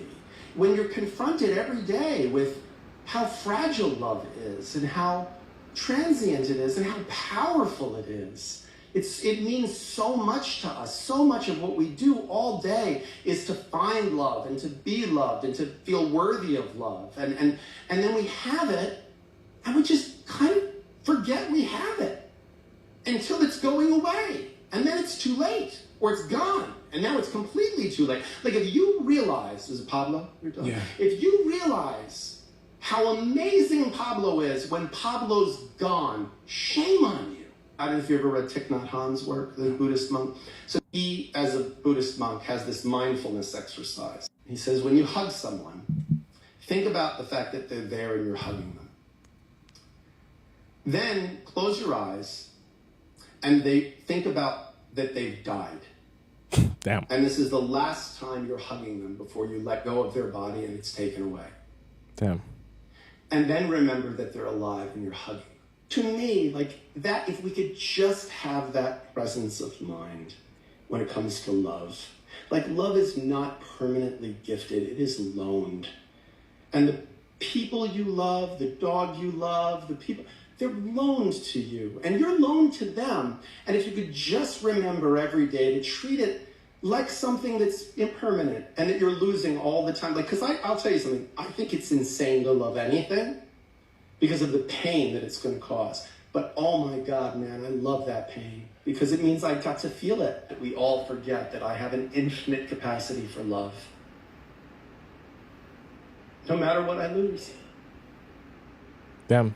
You about to cry? Because we're just losing all of it all the time. But that's not a reason not to love. That's not a reason not to. It's so brave to love. And it's only brave because it's scary. Like, if you're not scared, it's not brave. It's only brave because it's terrifying. It's terrifying to know, like, this thing's going to break my heart. And I'm going to let it. I'm going to let it break my heart because the joy that it's going to give me in the interim, like, I wouldn't trade that for anything in the world. If there's one video that you're going to watch from the Some people ask, where can I find this video? So that video, so obviously this is a TikToker. The TikToker is referring to a video on YouTube by a YouTube channel called Diary of a CEO. So if you type in Diary of a CEO on YouTube and then you type in divorce lawyer, that video will pop up, okay? The TikToker is just referring you to the YouTube video that you should watch. We're in like video inception here. So the video is not even about this TikToker. It's about the video of the YouTube video that she's referring to in the TikTok, okay? We're in inception here. So yeah, so that video was gonna be titled Diary of a CEO, Divorce Lawyer. So type that in and you'll be able to find this full one. But it's like a podcast, so it's like 2 hours long, okay? But the reason I wanted to put this in here, actually, let me not even take credit. Someone sent this to me. And the reason I think it's actually a great video to put in here is because I don't ever want you guys to forget in everything that we talk about here that I expect you to like never love anyone and just say, F man, you know, this is horrible, so I'm never gonna love anyone. By the way, this setup is amazing. Does she actually have her TV set up in like a picture frame like this? This is awesome. I love this. I might have to do this for my place. And yeah, and so I just don't want you guys to get to the place in your life where you're thinking, well, because Tomisin tells me all these different rules and things to look out for, that I'm just never going to love anyone ever in my life, because loving people is beautiful. And you have to understand, when you love someone, you have to let go of the idea that, hey, I'm going to love you and this better be perfect when I love you, because the reality of it is you might love some people and they might misuse your trust. You might love some people, they might go behind your back. You might love some people and you might find out they're lying to you. But that doesn't mean that in the future you can't still love people because of the fear of that. And you can't allow fear to stop you from building relationships with people and trying at least to build the relationship that you want to see in the future. Okay, just never forget or lose sight of that. Okay, does that make sense to all of you beautiful people? All right, let's go to our next one here. The only reason why y'all niggas don't think relationships work better when the man loves the woman more, because you been there. Oh, I know it. We all been there. You been there. It was a woman that you loved to death. You would have done anything for her, and she dog watched your ass, didn't she? She did you the worst way. I'm already knowing. And I ain't trying to minimize your experience, gang, but that does not negate the fact that the man is supposed to love the woman more. Let me kick game. And shout out to that boy Marciano. He did a great job of articulating, but he right. As men, we are initiators, okay? We plant the seed. We set the standard. We set the tone. Women are reciprocators, okay? They're nurturers, and you can't nurture something that hasn't been established. That whole matching energy, that's a feminine trait, okay? Men, we don't match energy. We set the tone, and women are supposed to follow our lead. Now, twin, I'm gonna look you in the eye when I say this. That relationship didn't work out because you loved her more. That relationship didn't work out because you loved the wrong woman. You chose to love a woman that didn't even trust in your vision. She wouldn't follow your lead. She didn't value your opinion. You chose to love her more even when she showed you that she loves attention more than she loves love. She showed you that she respects the gesture more than she respects the man. You the man and you are the initiator, so you get to choose. Choose the woman that chooses you. Listen to your ump now, okay? It comes with maturity and experience. Practice your discernment, my boy. Discernment. The bad bitch, leave that, man. That ain't finna give you what you're looking for, my boy. I promise. You fucked around and cuffed a girl that posts bikini pictures and got travel highlights on her Instagram, and you expecting her to cook and clean. Be serious, bro. What you gotta understand, when you choose a woman that values you, not likes you, not thinks you cute, not appreciates you giving her money, when she values you as a man, you don't have to control her, bro. You don't have to make no rules. She already know it from jump. I don't gotta tell my girl, take that shit off, it's inappropriate. She don't wanna wear it to begin with. I don't gotta tell my girl, don't. Okay, so the reason someone sent this to me, actually, this wasn't one that I picked out, but I think the first part is really interesting, and what he discusses that you should love her more, and he admits himself that the way things should be going is that you should be the initiator. He's obviously talking to men, he's not talking to women, but that you should be the initiator. And when you practice, it's funny, obviously this is kind of you're watching the version of a video as it relates to being focused towards men. But I'm saying this to help you understand the man's mindset and the type of things you should also be looking for that are involved in this video. So what he's discussing is that, hey, you as a man use discernment in the women that you choose, so that when you find a woman that you really care for and like, you treat her accordingly and you pursue her accordingly. So I say all of that to say, you also as a woman use discernment when you're picking guys, and you don't make the mistake of investing yourself and your time and energy into men who aren't even trying to build with you or pursue you properly. Because a lot of times when they're not properly trying to pursue or build with you, it's because their focus is not actually on you or being in a relationship with you. They just want to have fun with you. They just want to sleep with you or jackrabbit themselves inside of you. Some of you guys love that. And essentially just nothing that you're here for. And so it's kind of a combination of both, because discernment on both sides is so important. You also need to know what you're looking for in men, and identify that when you're looking for the right man, it's not going to come from you doing the most to get his attention, see you, and actually want to be with you.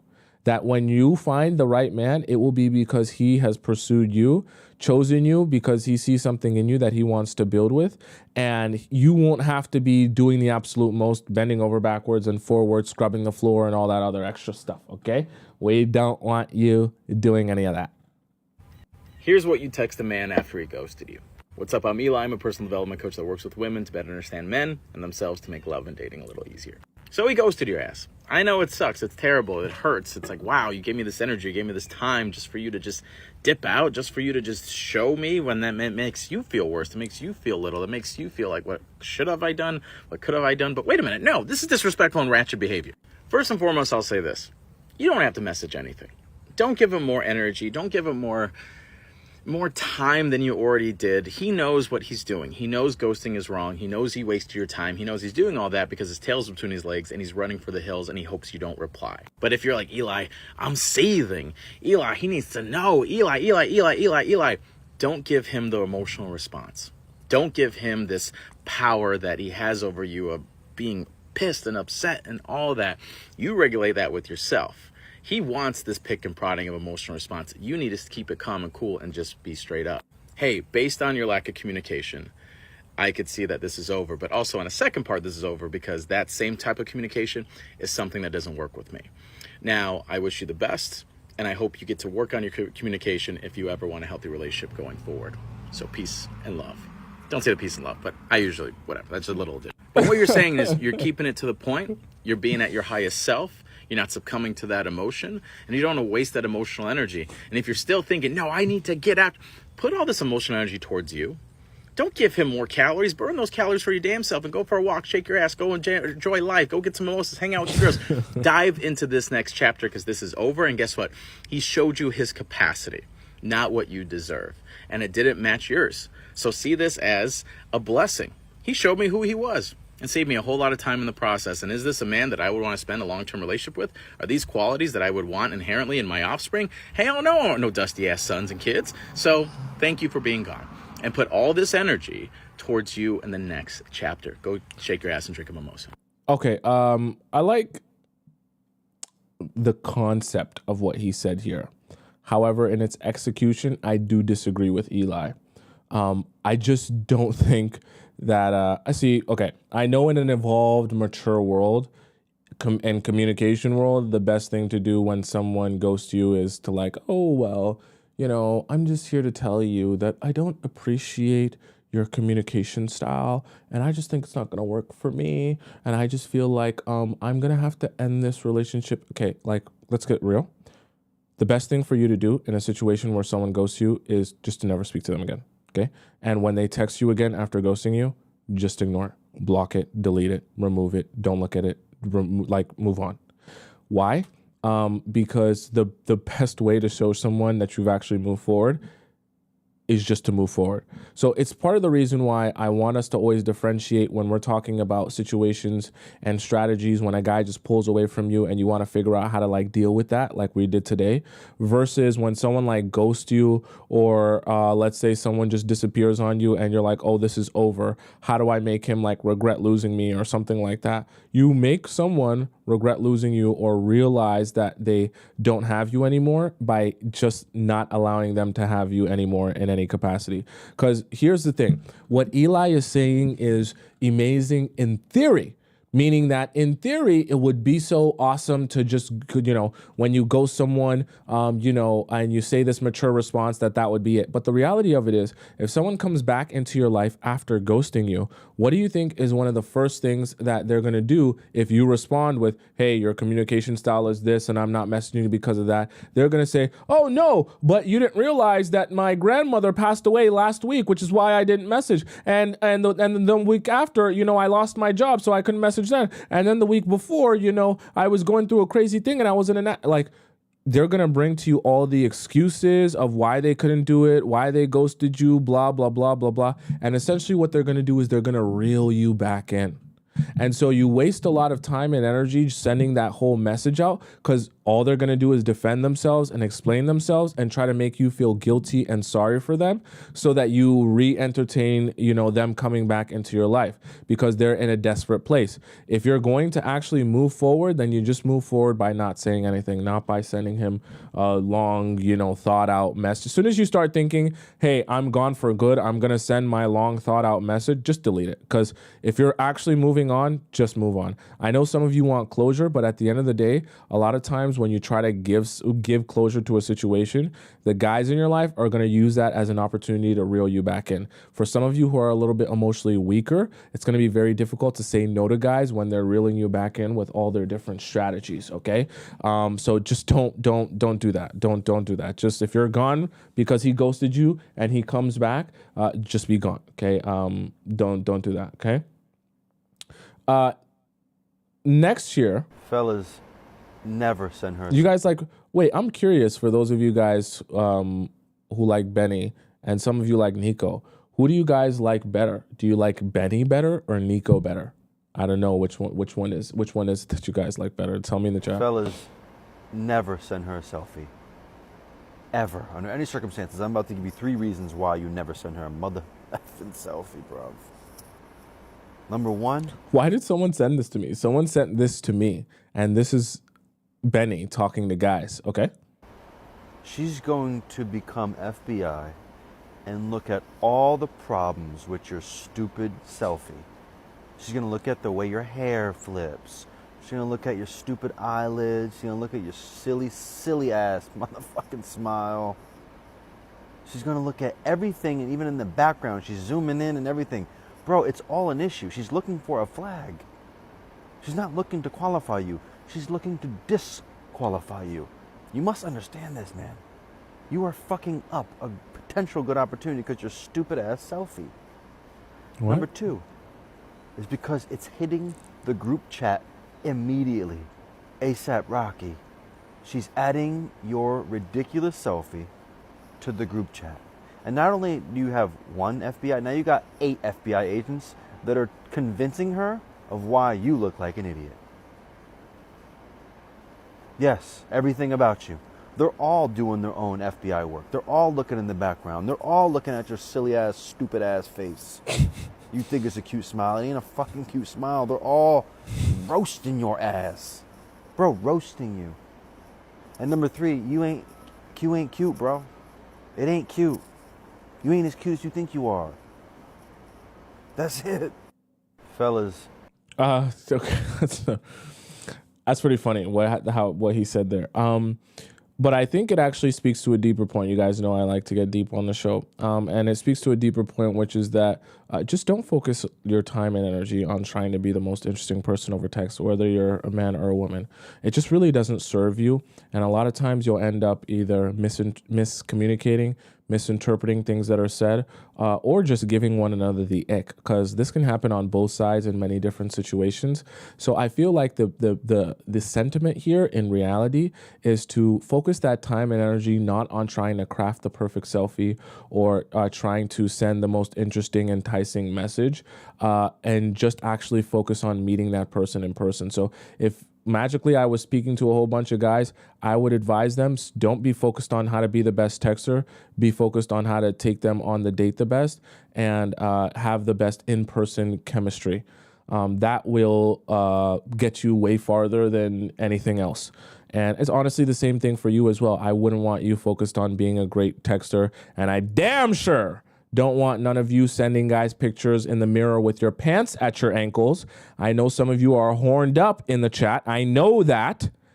I don't want you sending no pictures with your pants at your ankles thinking that that's what's going to make him interested in you and want to take you out on a date. If he hasn't taken you out on a date, sending him a mirror selfie with your pants at your ankles of your dump truck is not going to make him actually want to take you out on a date. Okay?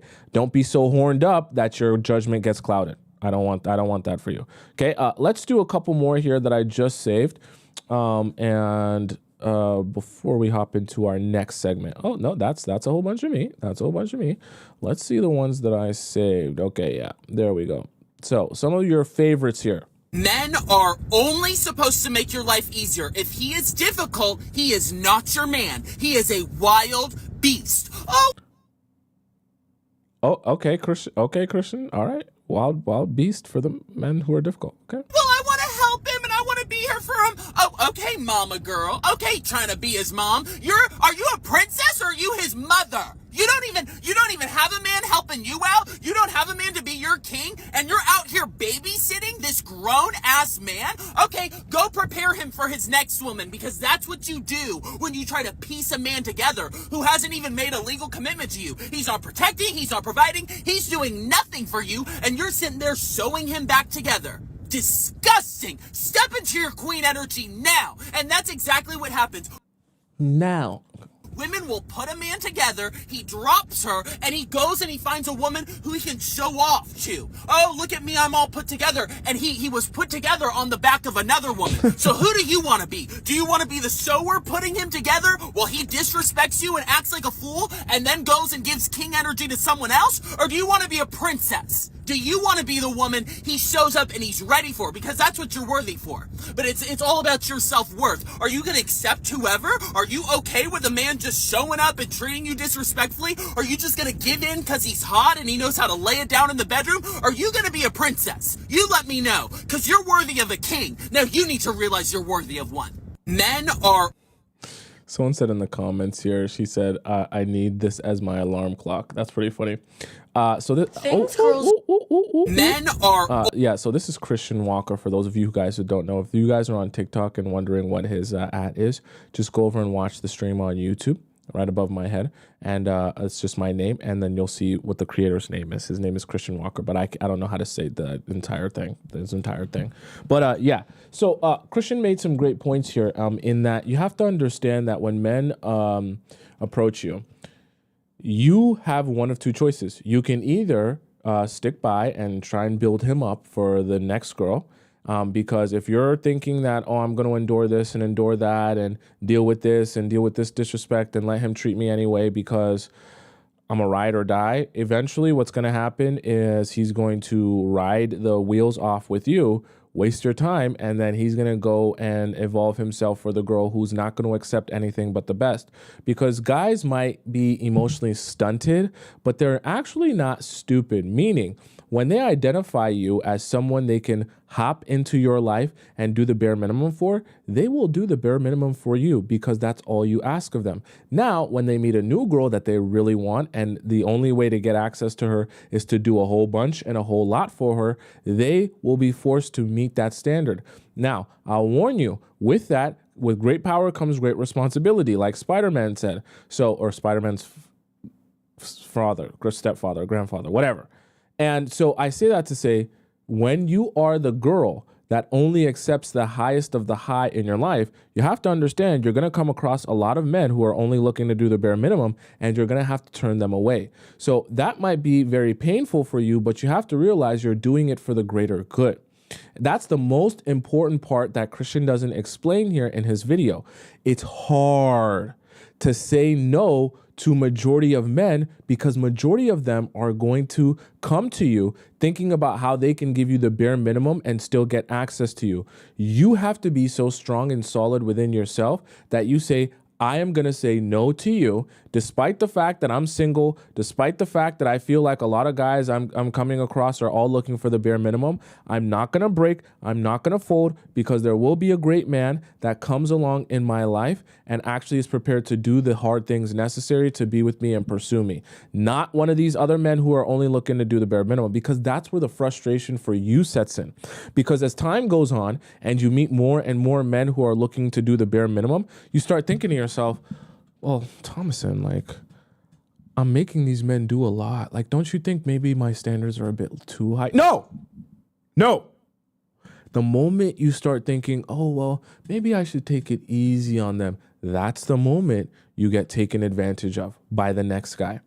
Because he's going to slither his way into your life, and you're going to be of the mindset, well, maybe if I just lower my standards or expectations, I'll meet a guy, who I can actually be with, and I won't have to turn down every guy. As soon as you do that, those guys will be like, perfect. We got her, boys. They're going to slither into your life, and they're going to do absolutely nothing more than the bare minimum. You're going to be looking around wondering, how the hell did I build myself a relationship with the guy who only wants to do less than nothing? I don't want that for you. Okay? But great video, Christian. Let's go to our next one.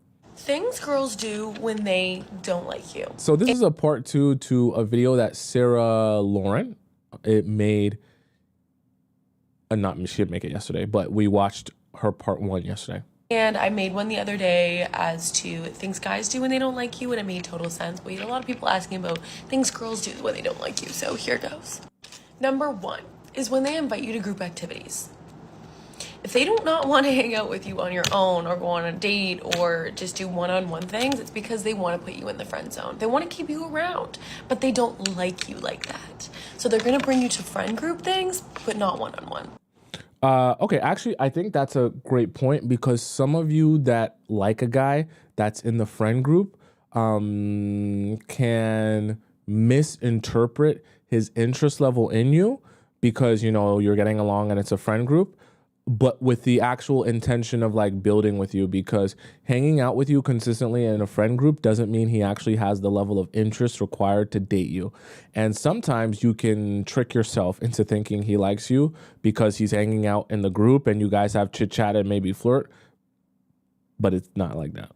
So for them, it helps them so it doesn't get too romantic, or you won't try to make a move because it's in a group setting. Number 2, if a girl says this, she's probably avoiding you. It's basically a way of saying I'm busy in a guy sense. But if a girl says to you, there's just a lot going on right now in my life, like I'm going through a lot. Yes, sometimes it could mean that there's actually a lot going in her life, but if she wanted to, she would make time for you. No one really has time. But a guy would say I'm busy, and a girl likes to normally say there's just a lot going on in my life. I actually just realized that this is things that girls do, which is ironic because what she just said also applies to guys, which is ironic. But yeah, let's rewind here for a second. Could mean that there's actually a lot going in her life, but if she wanted to, she would make time for you. No one really has time. But a guy would say I'm busy, and a girl likes to normally say there's just a lot going on in my life. And So I think it's plenty very the same with the guys as well, in that they're going to find, trust me, I know when you like a guy, you want to give him every excuse in the world. But the reality of it is, to a certain extent, when a guy likes you, he will try and see you in person. Let's not forget, whether you're in a long distance relationship or a short distance relationship or a medium distance relationship, the number one thing a guy will do when he likes you is he'll try to see you in person. If he's not trying to do that, or he's not making efforts or plans to do that, I can assure you the level of interest that you think he has in you and the level of interest he actually has in you are two different levels of interest. it means I'm trying to avoid you. Sorry, I do not want to prioritize you in my time right now. Number 3, if she avoids any hangouts that you ask. So if you ask her to do something on Thursday, and this could even be a week prior, or it could be a few days, whatever, if she comes up with an excuse time after time, that excuse is just popping up. We are making excuses. We are finding different ones because she doesn't want you to leave her life completely, but she does not like you. So she's going to be coming up with an excuse. And if that keeps happening, oh boy, yeah, no, it's never gonna... So I want you guys to take note of that, because for guys as well, it applies the same way where if you find yourself constantly bringing up dates or going out and he gives you the same tired old excuses, work, family, this, that, and you're hearing a new excuse every week, take note of that. Don't convince yourself that it's just a coincidence that for the past month he's been too busy. We had a message in our Discord, I think it was yesterday, where someone messaged, "Oh, for the past 4 weeks he's been sick." No, he hasn't. For the past maybe 2 or 3 days he's been sick. The rest of that time he just hasn't wanted to hang out with you, which is why he hasn't. The hangout is never actually going to happen. Number 4, if she's not matching your reply time. So if a girl likes you, she sees when you reply and how fast you reply, and she'll kind of match that. If she doesn't at all by any means, she doesn't like you. She's not thinking into it. She's not reading too far into it. So I'm sorry, she doesn't care. Now this is one where I'll say for guys it's a little bit different. The texting time, you have to understand, let's assume that you want a high value man. So let's assume you want a man who has direction, who knows what he wants and is like building towards that.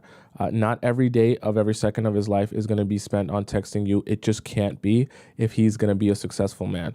Not because he doesn't like you, but you have to understand, like, even if he sees your text, there are going to be certain blocks of time in his day that require his full attention, or else he can't be successful in whatever field he's in. So I just say that to say, I don't want to speak for what women do or don't do or how they think or feel, because I'll let the women speak for themselves.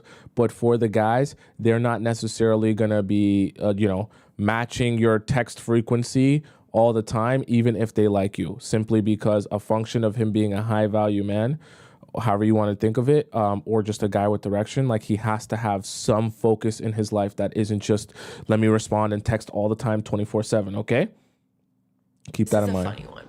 If she tells you or suggests to hook up with somebody else, one of her friends, somebody at a bar, whatever, if she pushes it out there and just suggests it, or if somebody else says it and she encourages it, she doesn't like you. We are territorial human beings. If we like you, honey, you are not getting with anyone.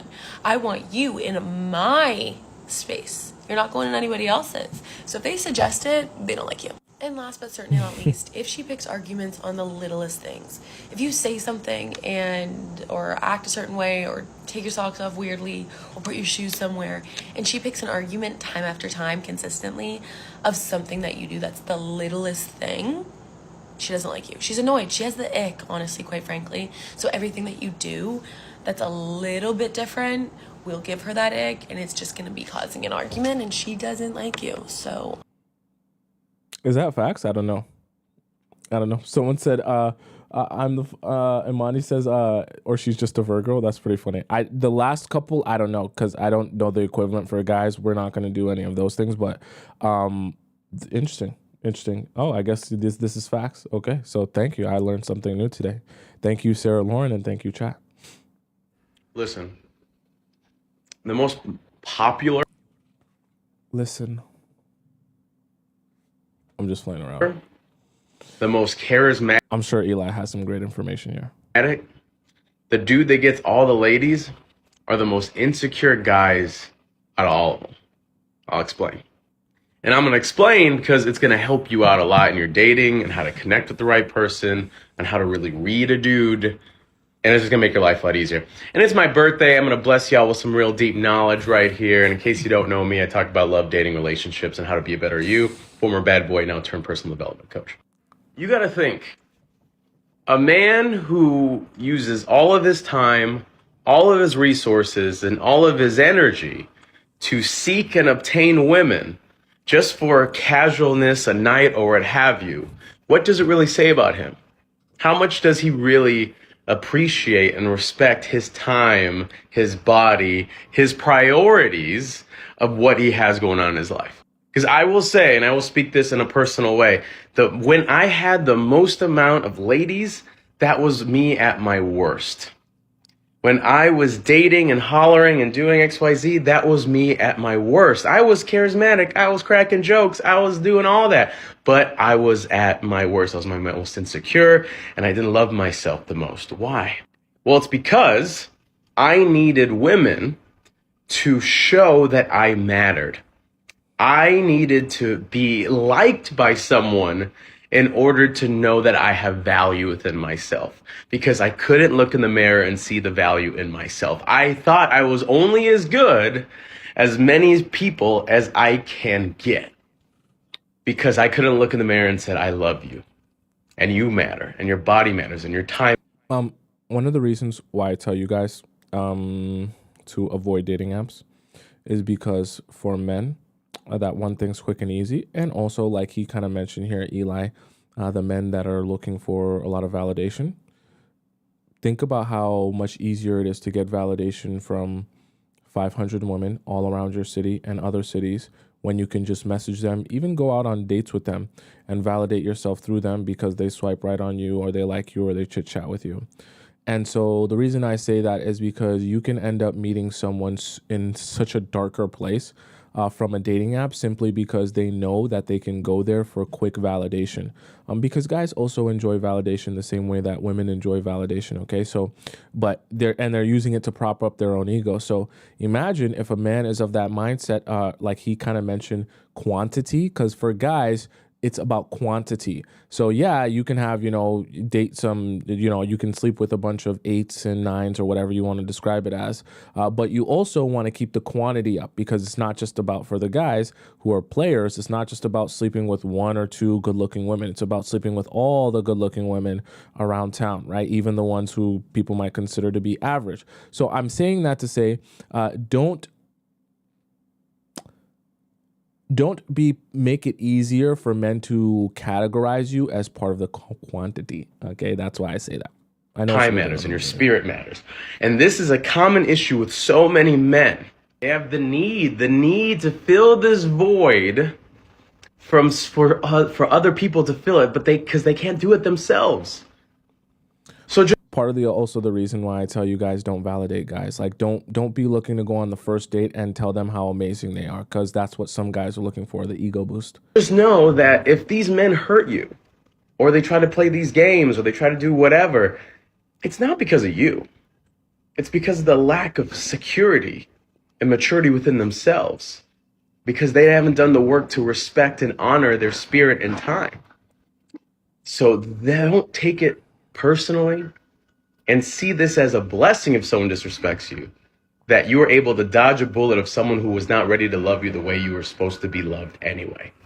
And if you're part of the reason also why I tell you guys, this video is basically done, that's why I tell you guys, don't be so worried about, hey, but if I ask him about his exes, or if he's still in love with his ex, what if he actually tells me he's in love with his ex? Or what if I found out he's emotionally unavailable? Or what if I found out things that I don't want to hear? And I'm just like, that's great. That's great that you find out things that you want to hear and that he's emotionally unavailable. Now you don't have to waste your time. And some of you get sad when I say that, because you're like, oh, but I wanted to be in La La Land. man. I wanted to not know anything. I wanted him to be super attractive to me so I could live in my idea of him. And I'm trying to tell you, you don't want that, because you're only going to end up hurt believing in that and then realizing that it's not that down the road. Do yourself a favor, get all that information out of the way now. Unfortunately, what you're going to realize is majority of men, when you meet them and you actually learn about them, they're not going to be as attractive to you, and you won't be able to rub one out to the fantasy of them anymore. But it's a good thing, because that will take him off the pedestal. You'll realize he's an average, regular human being, and you won't be in a scarcity fear state anytime, he takes a break from you or pulls away from you, right? Because then you'll be realizing, oh, it's not like you're the most amazing man since sliced bread, so it's not really changing my life if you walk away from me.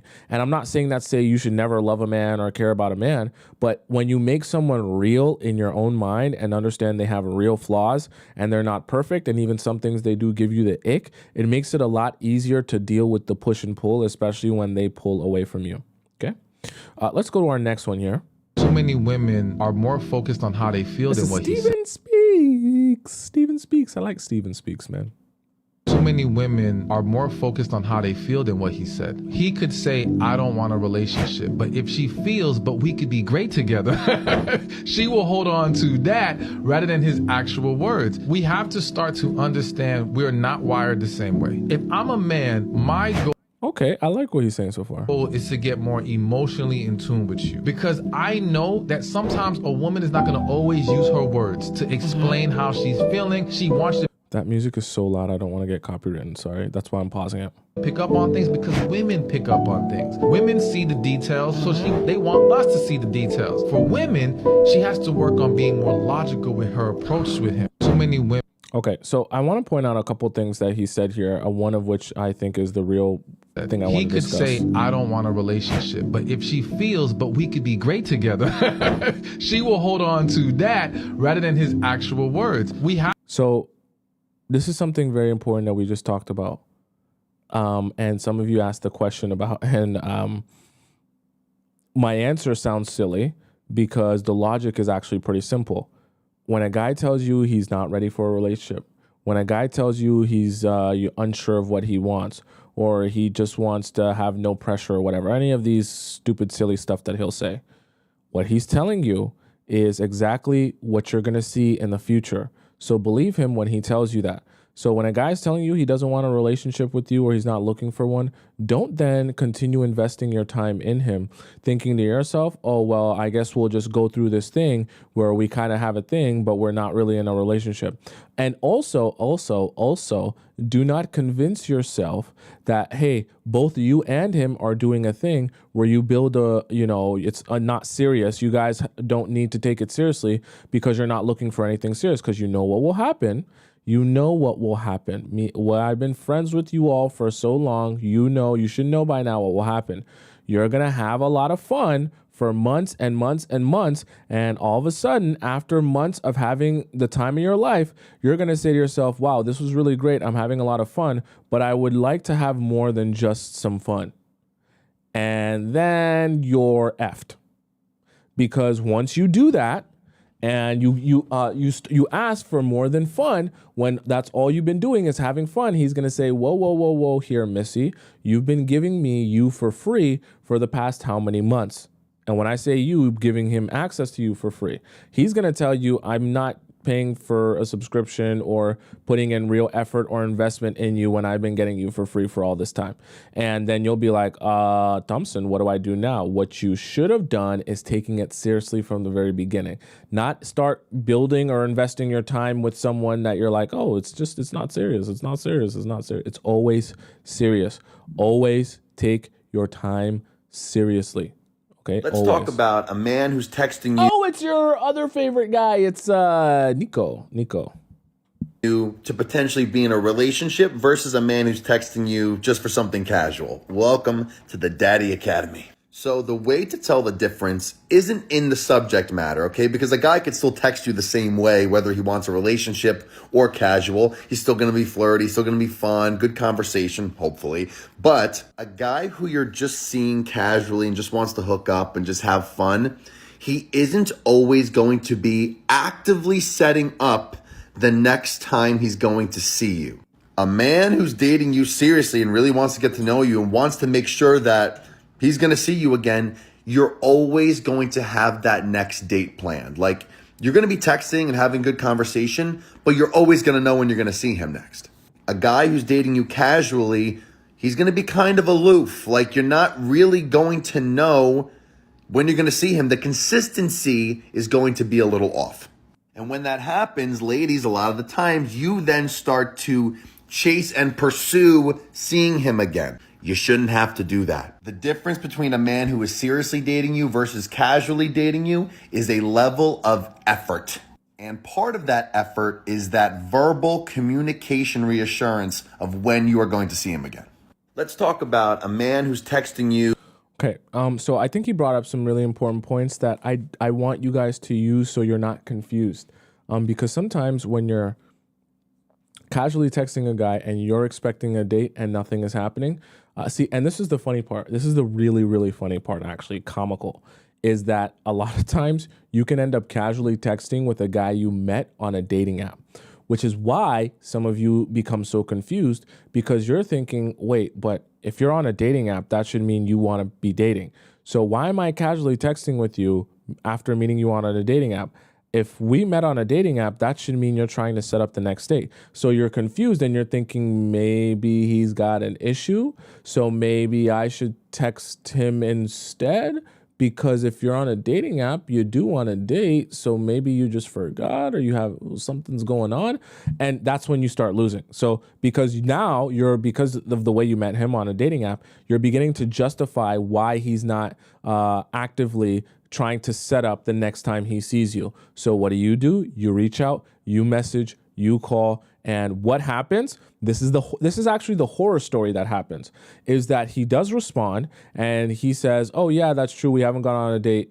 Sure. You want to see each other tomorrow? And you're like, oh yeah, sure. Yeah. Let's see each other tomorrow. And then you go out tomorrow. Then after you guys go out tomorrow, you come back from that date. He doesn't really text you for the next couple of days. You do the same thing. You message him and you say, hey, we haven't saw each other in a couple of days. And I was wondering, what's going on? He's like, oh, you want to go out the next day? And you do the same thing over and over again. But what ends up happening is you'll build a relationship with him off the back and the foundation of you're going to be doing all the work and pursuit. So he begins to understand, I don't have to do anything. She'll remind me of what I'm supposed to be doing and pursuing her, or not even pursuing her, going out on dates and stuff. She'll do all of that work. And I just sit back and relax and I'll hit her up whenever she hits me up. So now he's receiving and you're the one pushing the relationship forward. Now down the line, a couple of months or a couple of years, you're going to be looking back and wondering, wait, I'm not even the woman in my relationship.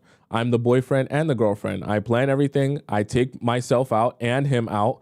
And I'm the one that literally is driving this whole relationship. And I feel like I'm in a relationship with a man that doesn't even like me, because I don't get treated like he actually likes me. And so now you're really going to be frustrated because you've invested months or years of your life into this guy. And so that's what I don't want for you, is to build a relationship off the back of, hey, I'm going to do more for you so that you recognize me or want to be with me. Okay. We don't want that for you. All right, chat, let's hop right into our next segment. You got to spam it up in the chat so that I know that you're paying attention and you know what we're about to hop into. You got to tell me what time it is in the chat. I want to know what time it is in the chat. Don't look at your watch. Don't look at the clock. Don't look at your phone. Don't look anywhere else in your home. I want you to look in the chat to see what time it is, because those beautiful, amazing members of the Players Club who've been here a long time know exactly what time it is. I'm going to help you.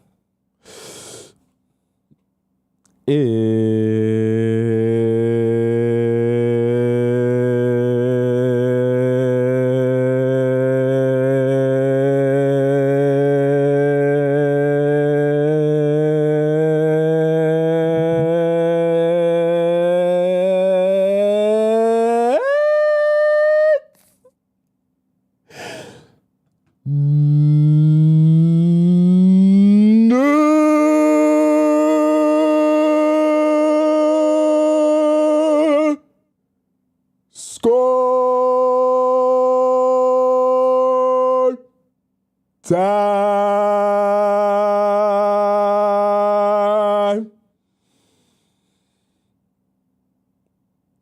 Yeah. Okay, chat, let's hop right into our Discord. Let's not be silly. It's time for us to get serious, okay? And we are going to, for those of you who don't know what our Discord is and our Discord time is, it's essentially an amazing time where all the members of the Players Club community get an opportunity to ask me a relationship or situationship question, and I answer it live on the show. So there's multiple ways for you to submit your question. I'm going to explain all of them to you. So you can submit your question to the free relationship advice section. Simply go to our TikTok link in the description there and go to where it says join the Discord, or by going into the link in the link in my bio on TikTok, or the link in the description on YouTube. You can also and to ask your question here in the free relationship advice section, you just post it in the way that it's meant to be formatted, and I will get to it after I get to all the other questions. So it will take me a couple of weeks to get to yours in the free section because we got a lot to get to before I can get to yours. It's first come, first serve. Now, and if you're impatient and you don't want to wait any period of time to get your question answered, you want it to be a day or more, no more than 2 days, you go right into premium relationship advice, which is like a VIP pass at a theme park, which essentially allows you to skip the line of the free relationship advice. And I answer your question first before I go into free relationship advice. Now, the way you do that is the same TikTok link in bio or link in my description on YouTube. When you go into that description or that bio link, then you click on premium relationship advice, you donate to the show. And when you donate to the show, you put the title of your question and your username so that I can confirm that's you, because I get a notification on my phone. And when I get that notification, I know that's you and I know you donated to the show, and I keep it fair for everyone else. That way, people aren't putting their question in relationship advice premium and not actually donating to the show, okay? You also have an option if you don't want to have your information on Front Street and me talk about it live on the show. You can also send me a private question. That link is in the Discord, or it's also available in the TikTok link bio or the description of me where it says private question. Click on where it says private question, you fill out that form, and then I respond to you via email and get back to you about my advice or my opinion on your situation, okay? So let's hop into our first premium relationship advice question, which comes from Melissa. So starting off with Melissa. Melissa says, do I text him? Hey, Tommy, I sent you a private question last week. Thank you for a great answer. I had 3 dates with this guy. Sorry, we did this yesterday. Okay, so sorry, this was like someone did a follow-up on that. We did that one yesterday. We did electric fields yesterday as well. Okay, so this comes from Goddess, okay? Goddess says, return of an ex. I don't want to mess it up. Okay, so Goddess says, update. I wrote you recently because I reconnected with my first love and I don't want to mess it up. We were each other's first love over 20 years ago. I broke his heart by ending it for no real reason. Believing all men would be as great as him, I'd find another. I was wrong. I wanted him back for years, but I thought I had to just forget about it. We did call and spoke for an hour. It was amazing. He opened up so many things and told me I was gorgeous and I was easy to talk to. He gave me compliments, told me he'd been talking about me recently, even to his kids. He said many times that when I'm back, we should meet for coffee. After we spoke, he texted that he loved our chat and having me back in his life. Okay, so this all sounds great in theory, but I didn't hear you say I asked him this and found out this. It just sounded a lot like I assumed he was great and he told me that I'm amazing too. Okay, that starts to worry me. He woke up at 5 a.m. for him. I'm in another time zone, telling me he had another dream about us. We began reminiscing. It was beautiful and respectful. He remembers everything and was lovely in how he recalls being with me, and I was the only person who really knew him. He ended with, talk tomorrow. I replied, yes, sweet dreams. Next day, nothing.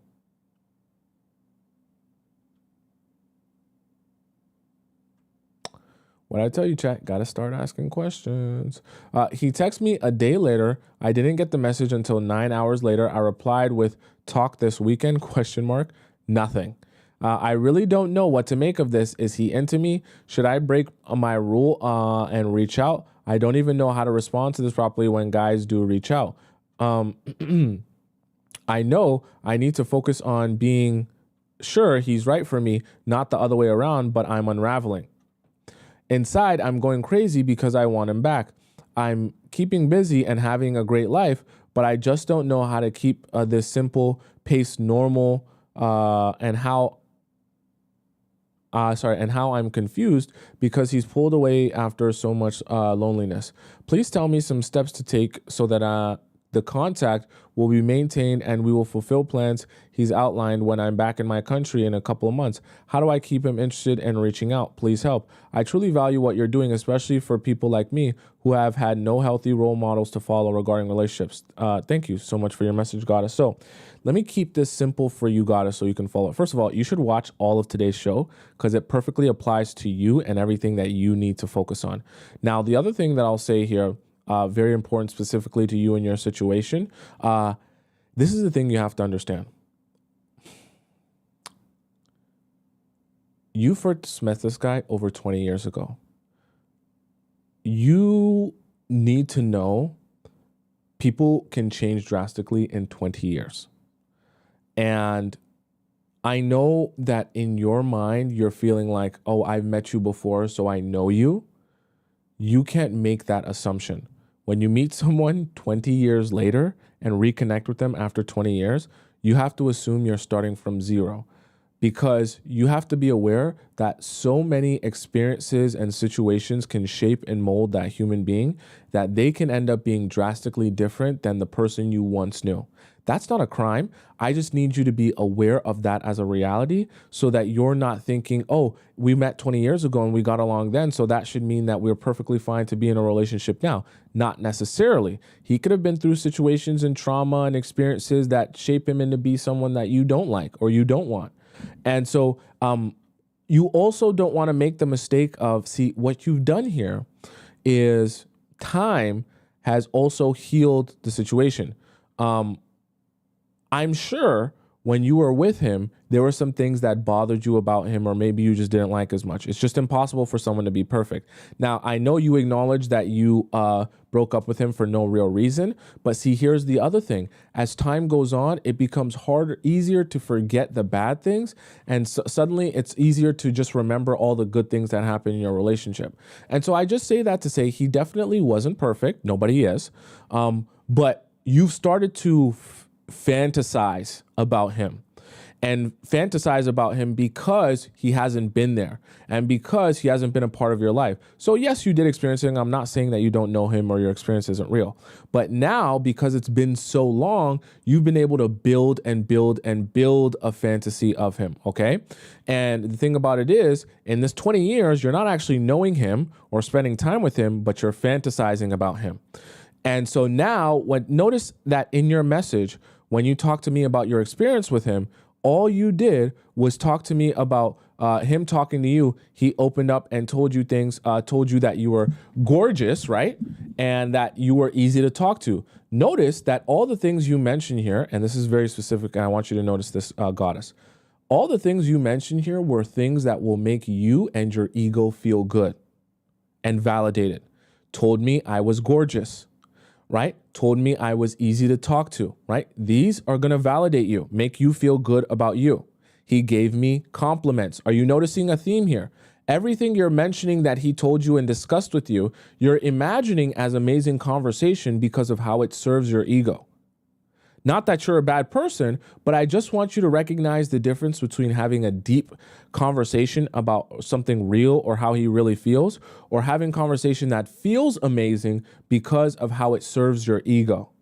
Okay? And so take notice of that, right? All the things you mentioned, right? He told me he had been talking about me recently. Who does that affect? Why would that feel amazing? It serves your ego. He even talked to me to his kids. Once again, serves your ego. Now, in all of this of what you said, now I'm sure that he said more than just this, but notice the key takeaways from your amazing conversation with him all served your ego. None of these really confirmed where he's at in life, what he actually wants or what he's actually looking for. I mean, theoretically, he can say, yeah, I'm looking for something serious, but you're not actually learning about him. And this conversation isn't amazing because you're learning about him, although maybe you might have, you just didn't mention it here. But mostly what you took away from this conversation is he makes me feel really good the way that he talks about me, and the way he talks about me makes me feel really validated and really seen, and, I have a lot of attention. I just say that to say that can feed your fantasy. So you've created a fantasy. Then when he compliments you, it further stimulates that fantasy. Oh, he's so amazing. Oh, he's like Prince Charming. But how much do you actually know him, right? And someone says, Goose says, so he was lying. So I'm not necessarily saying that he was lying, but what I am saying is in 20 years, right, you don't actually know that person anymore after 20 years. And so saying that we did a 1 hour phone call and assuming that because you had a 1 hour phone call and that went well because of how he complimented you and talked to you, that doesn't necessarily mean that you know that person all of a sudden. And so I'm saying that to say you don't know what's going on in his life. And I guarantee you, if this, let's be real about man logic here, human logic. If he really told his kids about you and he's serious about making you like a stepmom or something like that, why would he randomly ghost you and not say anything to you? Unless he's lying to you or omitting things. Omission just means taking away some key pieces of information that would actually make this make sense. So for example, if he's telling you, hey, I told my kids about you, but he also has some baby mama drama or something going on, now it makes sense why he's telling his kids, but then all of a sudden ghosting you. Or if he has another girlfriend or something, I'm not saying that he does. I'm just helping you understand when the logic train fails to make sense. I call it the logic train because a logic train should look like it makes sense.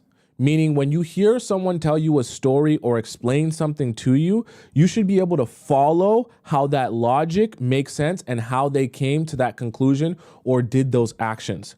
So what I mean by that specifically in your situation, Goddess, when you're hearing a guy tell you, I told my children about you, it's easy to follow the logic train and say, okay, so if you're telling your children about me, that means you're taking this seriously. You want me to meet your children. And if you want me to meet your children, that definitely means that you want me to be a stepmom to them. You want a relationship to be good and you want to build with me. That logic train makes sense. What doesn't make sense in the logic train is that he would be that serious about your relationship and then the next day not say anything to you. So now that the logic train has stopped making sense, you need to understand that you're missing key information, okay? So now you have a decision to make. The next time you speak to him, and I don't want you to reach out to him for any reason whatsoever, but if he does reach out to you again in the next couple of days or whatever, now, instead of having the whole conversation with him telling you talk to your kids and you're gorgeous and this and that, that's useless information for you. I want that conversation for you to be specifically about understanding what his current romantic situation is, what his life is like, what his career is like, and what he goes through on an everyday, regular basis. That way, you can understand why a whole day he would randomly go without messaging you and come back like nothing happened. And until that logic train makes sense of why he would disappear on you for a whole day and then just reappear like nothing happened, you do not assume that you're building anything with this man because clearly he's hiding some things from you. Don't get lost in the fantasy that you forget that human beings will lie to you. And men, even the ones that you fantasize about, aren't perfect. So assume there's more to know here. Don't just assume that you know everything because that logic train doesn't make sense. Okay? It doesn't. Do not reach out to him, right? Because you don't need to. You already reached out to him and he said nothing to you once again for the second time in a row. So he's made it clear to you, you're not going to remind him of your existence by texting him again.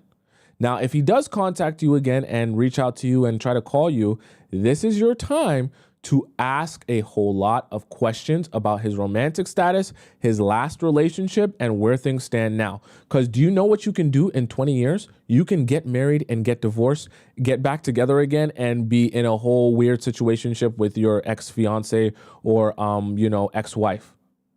You do realize that, right? So just understand there is a lot of information you don't know. Don't convince yourself he's perfect, Mr. Fantastic. When all of this weird stuff is going on, you need to assume you don't know enough, and you're going to learn more. And until you learn more, before you start thinking he's, the perfect guy for you. Okay. Not to scare you, goddess, but I think that your fantasy is starting to take over your mind and cloud your judgment. That's what I'll say. So next here we have Lida. So Lida is very curious, very curious one, this one. The biggest question in my head. Lida says, hi, Tommy. Today I have a question that has nothing to do with any situationship or anything else. My question is also a bit personal, a bit of a personal question of your opinion. I am convinced that a person like you who knows exactly how men think and how things come across can give me an honest answer. What do you personally, being a man, think about if a woman should be on private or public Instagram? I'm fighting for a very long time with my thoughts. Okay, I'll answer this one first since you have a couple of different questions. You said here in caution, what you should know about me, I'm a med student and I want to keep a certain seriousness, if you know what I mean, right? On the other hand, I want to be one of those aspiring aesthetic girlies on Instagram to make my life a bit more special because I like to present myself, but not in a cheap way. Don't understand me wrong. But on the other hand, there are people who don't earn it to have insight into my life when they choose to not be a part of it. For example, my last situation with this guy where you said that I should wait 2 weeks until he texts me to meet me again. 11 and a half weeks are over. And for the reason that I don't want to entertain him coming in and out of my life, I'll unfollow him soon. He probably will unfollow me as well because of his ego. And then again, the question in my head, should he be able to see how my life will go on without him? Or should I keep everything on private so he can't have access to it? Do you even see a sense in unfollowing guys when they pull away after they already came back one time apologizing? Like, how do good and quality guys perceive it when Pretty Woman is public on Instagram? Love you. Goodbye. Greetings from Germany. Okay, Lida. This is actually a great question because I think a lot of you probably question this yourself. Not specifically just private or unprivate, but, social media etiquette in general. So what I'll tell you, Lida, and all the rest of you, whether or not you have your Instagram or public and private is not the biggest deal in the world, okay? It really doesn't affect men as much as you guys think it does. Now, what's more important, and what I actually want you all to be thinking about, so any of you that are ever questioning what should I post on my Instagram, what's okay to post and what's not okay? This is the advice that I'll give you just as a rule of thumb so that you're not confused. If we were at a family function, I'm there with you too, okay? I'm part of your family. We're at a family function with your immediate family, your mom, dad, your brother, sister, and your extended family, your cousins, your uncles, and your aunts. We're at a family function. We're eating some good food. We're slurping spaghetti, eating some chicken wings and things like that, all that good stuff. And we're all in the backyard, and there's a big, large screen in the backyard. And for whatever reason, someone airplays on this big, large projector screen in the backyard. And on the airplay, someone is on your Instagram profile.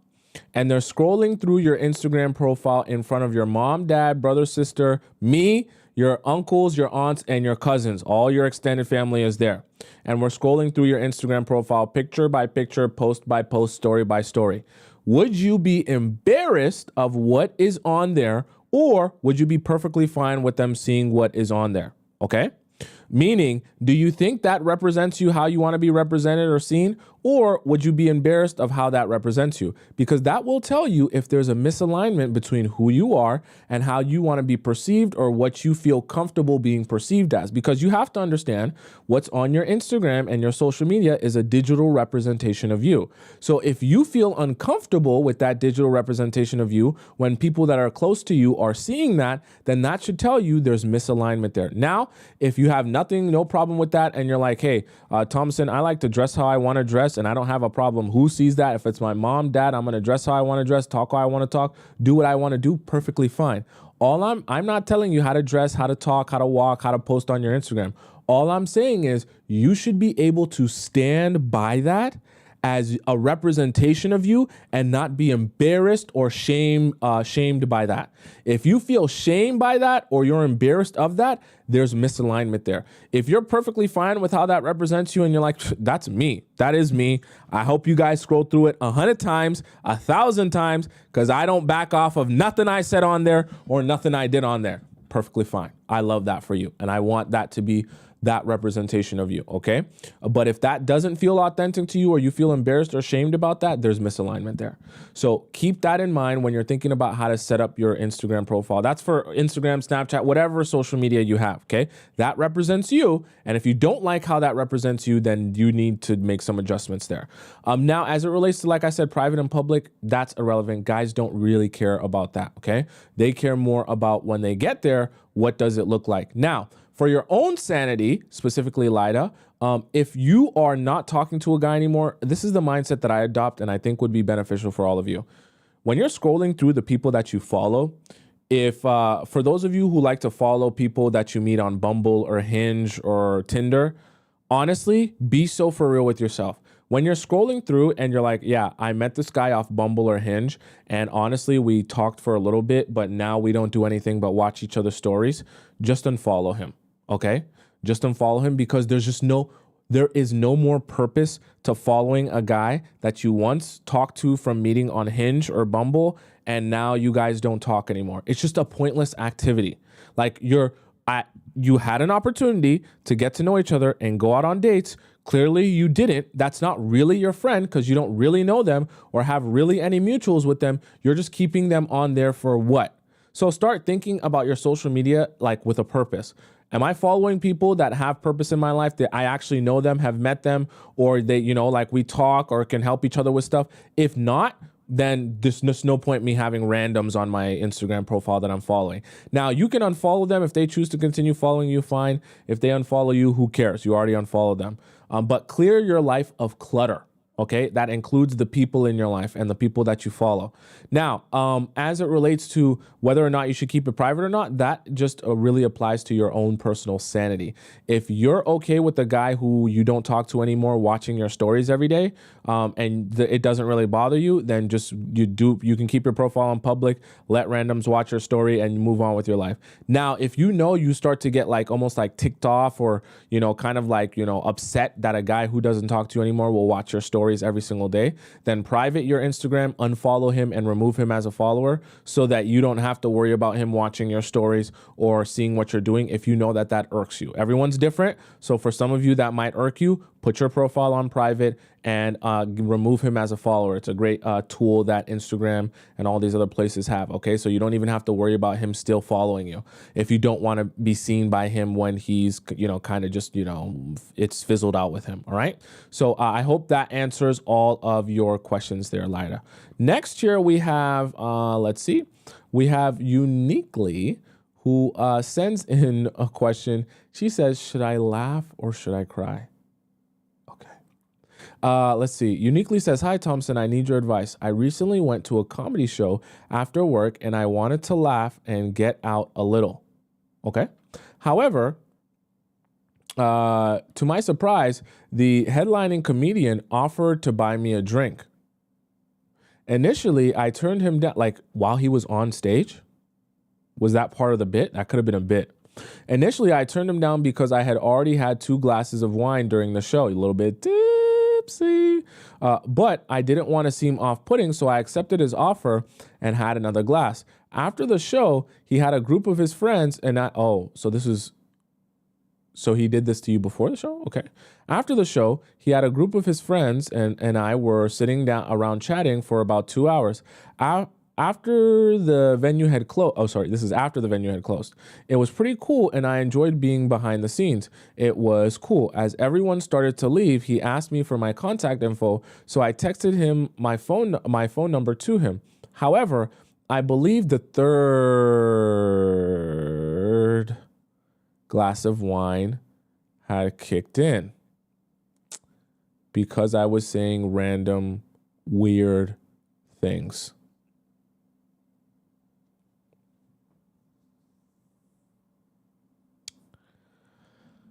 Chat, Uniquely, This is a very important lesson in self-awareness. Nothing wrong with drinking, okay? I'm not going to villainize you because you wanted to go out and have a couple of glasses of wine. But you also need to be self-aware enough to know when I do have my glasses of wine, do I get really lubricated really easily in between my legs when I have wine? If the Pinot Grigio gets me really stimulated, maybe I stay away from the Pinot Grigio, okay? I'm not saying this to villainize you or say you're a bad person, but when you have that level of self-awareness, just be aware that, hey, if I'm in a situation, where I'm out and about at a bar and I'm off the Pinot Grigio, I'm going to be really, really stimulated. And all of that liquid's going to go directly in between my legs. So if I want to avoid making mistakes, let me not do that. Because when I hear you say I said random weird things, it makes me feel like there's a lot of stimulation in between your legs. It's not good for your decision making. That's all I'm saying. For example, I told him I was super square, okay? I actually liked that about myself, but I wasn't sure why I was telling him.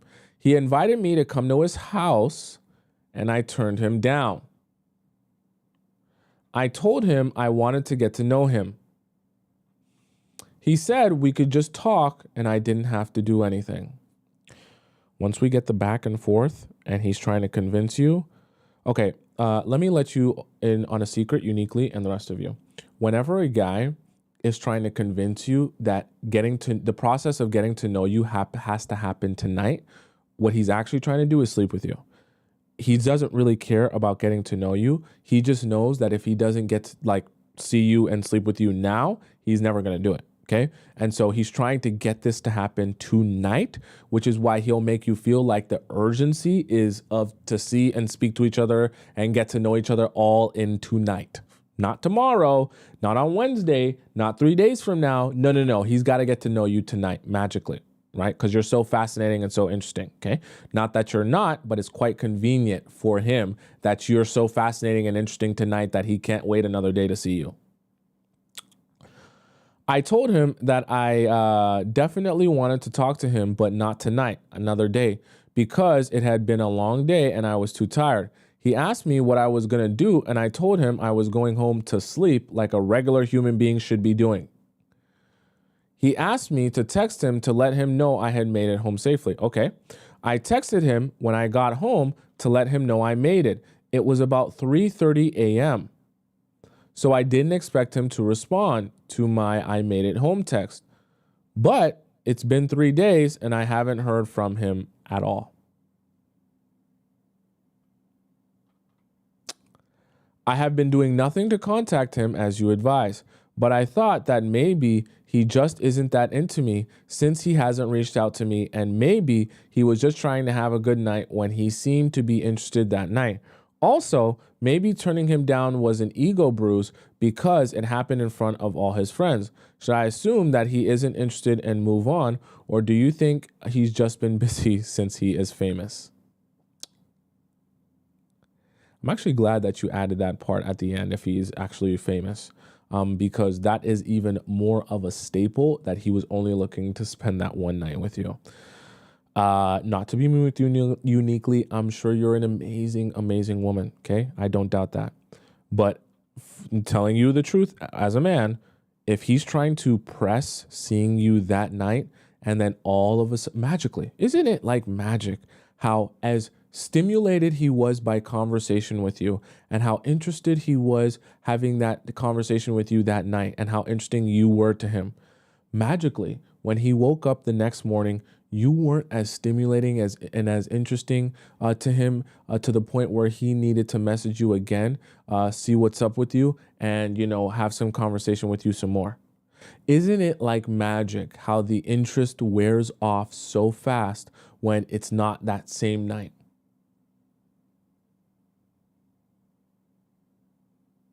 Let me give you a word of advice, all of you in the chat.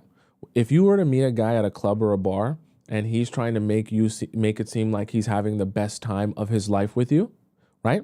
You don't have to call him a liar or assume, he's not telling the truth, but just tell him, oh, that's great. You want to have and extend your night with me? I'm sure you do. I'm sure you're having a great time, but let's do this like in the next 2 days. Let's have the same conversation.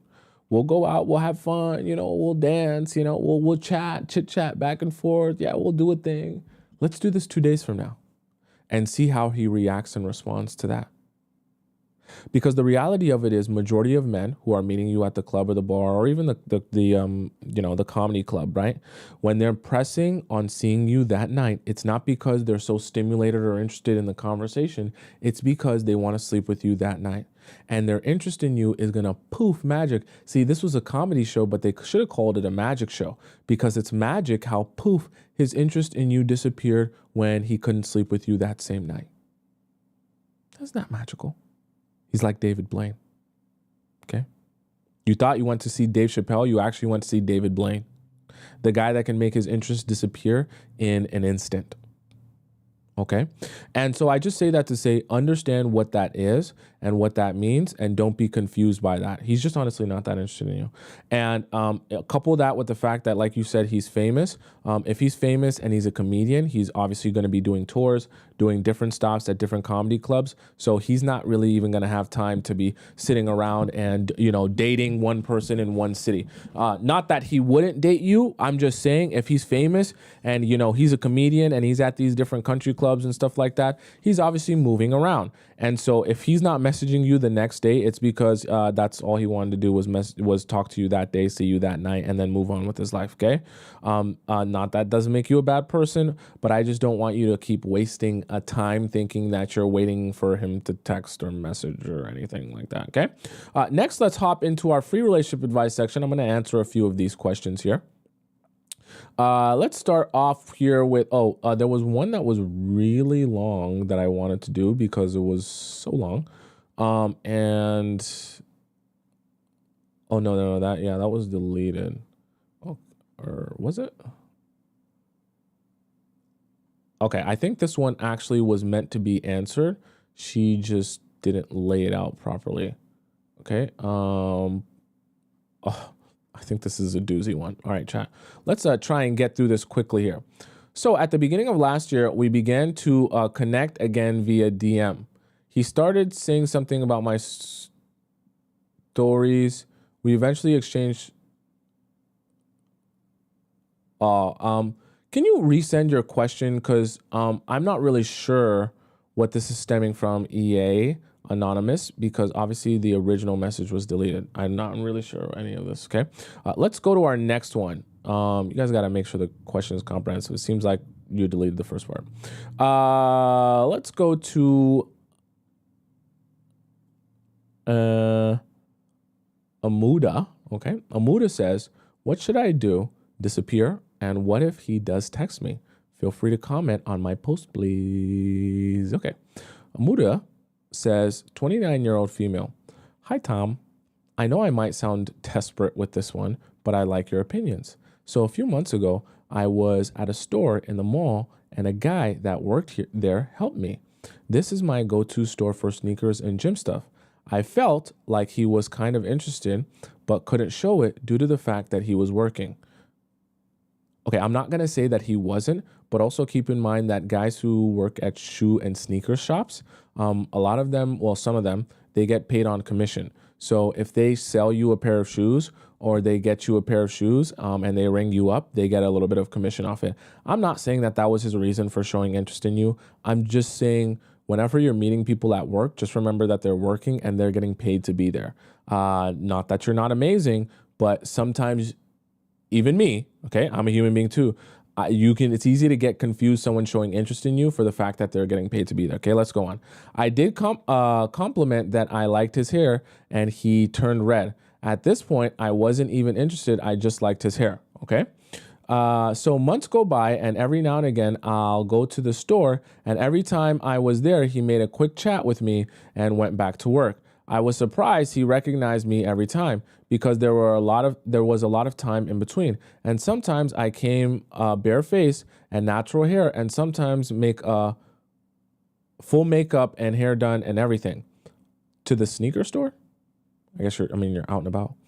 He always gave me this look, you just know he's interested. I started to get interested too and gave him a smile when I saw him. Mind you, this started in January. My friend told me to ask for his socials as an excuse for him to update me when new sneakers are arriving. I'm a little conservative about this, and I feel like there would have been a way for him to ask for my socials if he really was interested. See, Amuda, you're a smart cookie.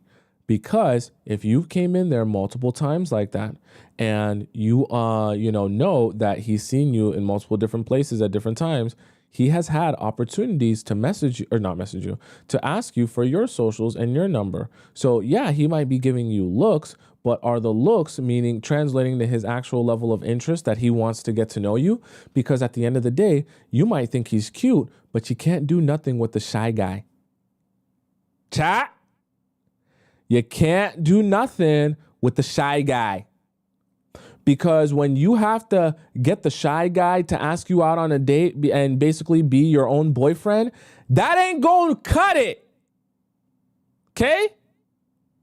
When you gotta beg the shy guy to be manly enough to actually use intention and effort and pursue you, that ain't gonna work. Because you can't build a relationship off of the back of having to literally pull teeth to get him to be a man and go after what he wants. I know some of you like shy guys. There's some of them are so cute, but the reality of it is you can't do nothing with them. And you can't build a relationship with them, because the only way for you to build a relationship with the super shy guy is to be the man yourself. Because in no way, shape, or form should you be coming to the same spot all the time and feeling like there's a connection between you and this guy, and he's not the one asking for your number or for your contact. Because if you have to be the one to ask him, then clearly either his level of interest wasn't that deep in you, or he's just such a shy little boy that you can't do anything with that. Because how are you supposed to build off that? If you come in multiple times, he can't even ask for your socials or your number or say nothing to you. What do you expect to happen when he gets your socials? What's going to happen? He couldn't even ask you for them. You had to do that for him. So do you think he's actually going to message you and ask for your number? Do you think he's actually going to organize and plan a date and ask you out on one? Hell no. He's too shy. So what are you going to do then? You're going to say, oh, my friend recommended to me that, after I gave him my socials, I should ask him out on a date too. Your friend's giving you horrible advice. Because what your friend should have told you is if he was really that interested, he would just come up to you and ask you. And if he doesn't, don't go out of your way to do that, because you're going to have to do that for the rest of the relationship. Right? Or Kim says, or he's in a relationship. That could be it as well. Okay? So take that as a sign. You see, you're women. Okay, that's nothing wrong with that, but you're women meant to be pursued. If a guy wants you, let him show that he wants you. Don't do that work for him. Okay, I know you think he's cute, but like I said, you ain't gonna be able to do nothing with the shy guy. You need a big dog. Okay, that's what you need. So I didn't see him for like 2 months, and Sunday I randomly ran into him. I gave him a smile, and he came to me a little nervous. He then said he wanted to ask for my number a long time ago. Okay, good. He should have done that then, but couldn't because he was busy at the store. Okay, cool. He complimented me and asked for my number. I asked him what his age was, and he is 25. I'm 29. So a bit of an age gap. My preference is older, but I was attracted to his energy, and he didn't care. He didn't care about the age. I walked with him a little bit from a crowded place and gave him my number. We said goodbye to each other. The following days, I didn't receive any text or call whatsoever. I was really confused. My friend said probably chickened out. My other friend said you might have typed in the wrong number. The last one couldn't be it. I checked it. So then you said, so yesterday I did something so stupid. Sorry, so obviously I couldn't answer this. And then, so yesterday I did something so stupid, I know. Please be hard on me. Hope you're here, Amuda. I went to the store. Oh, God. Oh, God. Oh, my God. I went to the store where he works, not for him, but because I needed something. Chat, do we actually believe that? Do we actually believe that, chat? Tell me. Do we believe that she just needed something magically from the store? I saw him and his body language was off. No eye contact whatsoever. So I ignored him and asked his colleague for help. He later looked at me with a little smile and did this finger thing. What the hell is this? This is a, let me see if I can show this to you guys. Just so you guys don't think I'm lying to you. Let's see if I can show this to you. Yeah, it's this.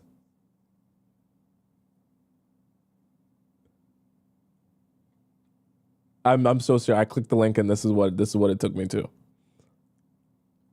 Okay. All right. So, like a joke. I mean, at this point, I still don't know if he actually ignored me or whatever. He later walked up to me and asked me how I'm doing. How long are you at this store for? Are you like just sitting down and it's just a sneaker store? You go in, you go out. I didn't like this, so I jokingly said, "Did you lose my number or something?" Let me take a stretch. Let me take a stretch, chat. Okay? Let me take a stretch. I just wow. Gotta do yoga. Oh God. Oh God, Amuda.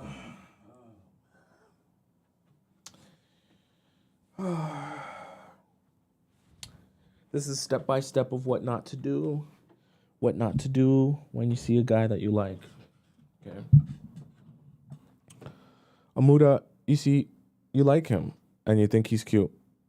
There's nothing wrong with that. But you're going about this very wrong. If he didn't message you, take that as a sign. When he didn't ask for your number, take that as a sign. What did I tell you about the shy guys? What's going to happen when he gets your number? He's not going to message you, not going to text you. He's going to be too scared. So what are you going to do? You're going to have to ask him out on a date again? I said jokingly, "Did you lose my number or something?" He said, "No, what do you mean?" I said, "Okay, so you're just asking for my number and that's it. All right. Now you look really hurt and bitter, and it also looks like you've been sitting around watching paint dry, waiting for him to text you. That is not a good sign." Okay, that's not a good way to present yourself. Okay, still smiling. Yeah, not good. I know sounds so desperate. Yeah, it is. He then later said he was really busy with a lot of okay. Anytime you're in a position where a guy is explaining his self away by saying, "Oh, I was really busy," you're in a position of no power. Okay, because the dynamic is in his favor where he's giving excuses on why he doesn't talk to you. You want to be the one giving excuses on why you couldn't talk to that guy. Busy with a lot of things at the same time and was only wanted to message me when he could focus on me. What the hell does that mean? It means nothing. It's just a whole bunch of, it's a word salad. Okay. I'm not dumb. So I told him it would have been cool if he just texted me with, "This is my number." Why? Okay. Why are you holding his hand? Why are you holding his hand and trying to explain to him what he should have done? He's not dumb. He knows what he should have done. He's a 25-year-old grown man. Okay? If he really wanted you that bad, he would have just shown you that by, actually doing the things that a guy does when he's interested in you. I didn't want to make things awkward, so I told him it's fine and didn't want to make anything awkward since we were going to see each other sometime. Where? At the store? I think he was actually shocked by the way I approached him. But at that moment, I just didn't care. I don't even know what my question is now, but like, why do guys do this? What?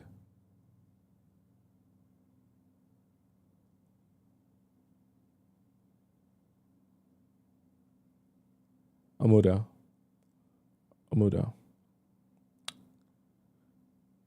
You're never going to go back to that store again. Do you understand me? You're never going to step foot back in that store again. you have embarrassed yourself one too many times in that store. Okay? Nothing wrong with thinking a guy's cute. Nothing wrong with wanting to get to know him. But you do not embarrass yourself in the process. Like, what I want to try to do for all of you is put you in an abundance mind state. Why?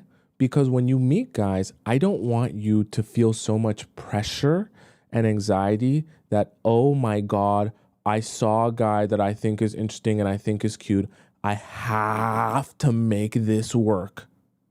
Why? Because you're not meant to be the pursuer. So when you come across a guy that you might think is cute and he's not pursuing you and he's not going after you, you have to be able to say to yourself, that's perfectly fine. There's lots of other men who want me and want to be with me. Not that you're just going to give yourself easily to anyone that wants you. What I'm saying is your mindset has to be that of abundance so that when men see you and actually want to approach you, they do that and you only worry about those guys. Because what happens is when you don't have a mindset of abundance and you have a mindset of scarcity, when you meet a guy and you think he's giving you a little bit of eye contact and you're like, oh my God, but you're supposed to come up to me and ask me a question. You're supposed to come up to me and ask my number. You start doing stuff like Amuda just did. And you start asking him you didn't ask him for his number, but you were thinking about it. Then when he asked you for yours, you were like, oh, but why didn't he text me? And then let's be so for real. You went to the store after he didn't text you to essentially press him and hope that you could stimulate him to remembering you and messaging you. He just typed your number into his phone. He didn't forget about you in that time. If he wanted to text you in that time, he would have just done it.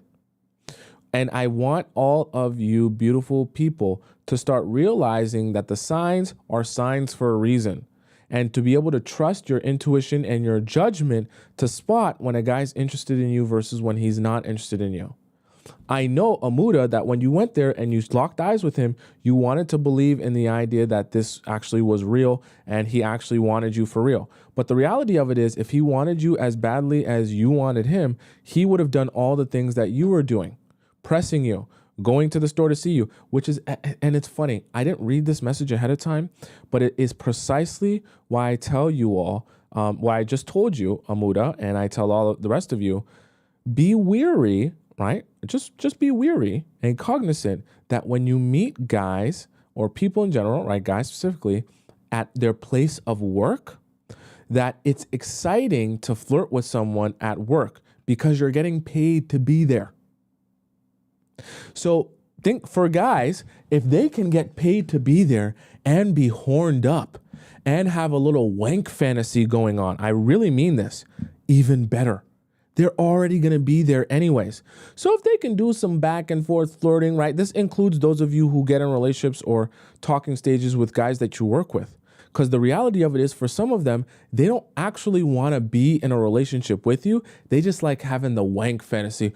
Oh my God, my coworker's dump truck. Oh my God, she's wearing those tight jeans today. And I'm just gonna press up against her when we're in the office, and when we're in the break room, I'm gonna hug her and I'm gonna linger, right? And they like the wank fantasy of doing it at work. They're already getting paid to be there.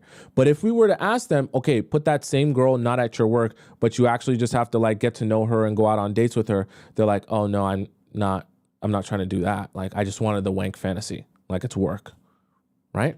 So keep that in mind also if you're going to and seeing a guy at his place of work. Like, you're going to that sneaker shop thinking that every time you go to that sneaker shop and connect eyes with him, you guys are sharing a moment, but like, he works there. And so he gets paid to be there. And so you're seeing him there because he's paid to be there. And so when you're having conversation with him and he's being nice to you, you don't realize he's getting paid to be there and be nice to you. Not that you're not important or not that, he doesn't care about you or he doesn't think about you. I'm just saying that to say, remember, he's getting paid to be there. So you really have to be gauging a guy's interest when you're seeing him at work to understand, are you liking this interaction or wanting me because you're paid to be here and I just happen to be a cute girl while you're getting paid to be here? Or do you actually want me specifically and want to go for me aside from you even being here at work? Okay, does that make sense? I hope that makes sense to you, Amuda. Okay, we'll do one more here since, it's Friday. I want to make sure you guys enjoy your time here. And I didn't get to do too many of these free ones. So we'll do Fitness Goddess here. Oh, I think Fitness Goddess sent in a message before, okay? So Fitness Goddess says, I'm from Miami originally, from Colombia. Okay. He's a white boy from Washington. Me, 25, he's 37. We met on Tinder and we started dating super slow. He gave me a lot of expensive gifts and paid for my apartment.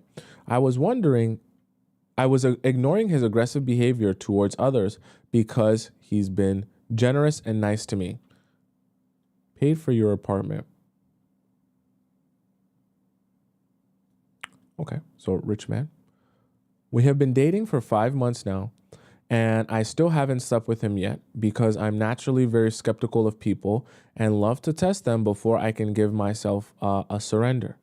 He says he loves me, but again, I'm skeptical. He hasn't introduced me to his family nor friends, and he says he wants to marry me and says he ordered my dream engagement ring.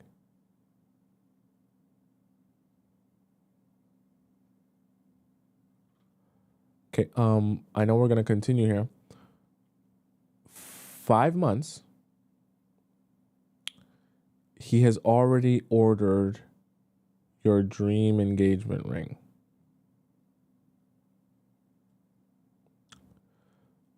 I'm just going to make a few assumptions here. I know I don't know you, Fitness Goddess. You're 25. You're in your prime.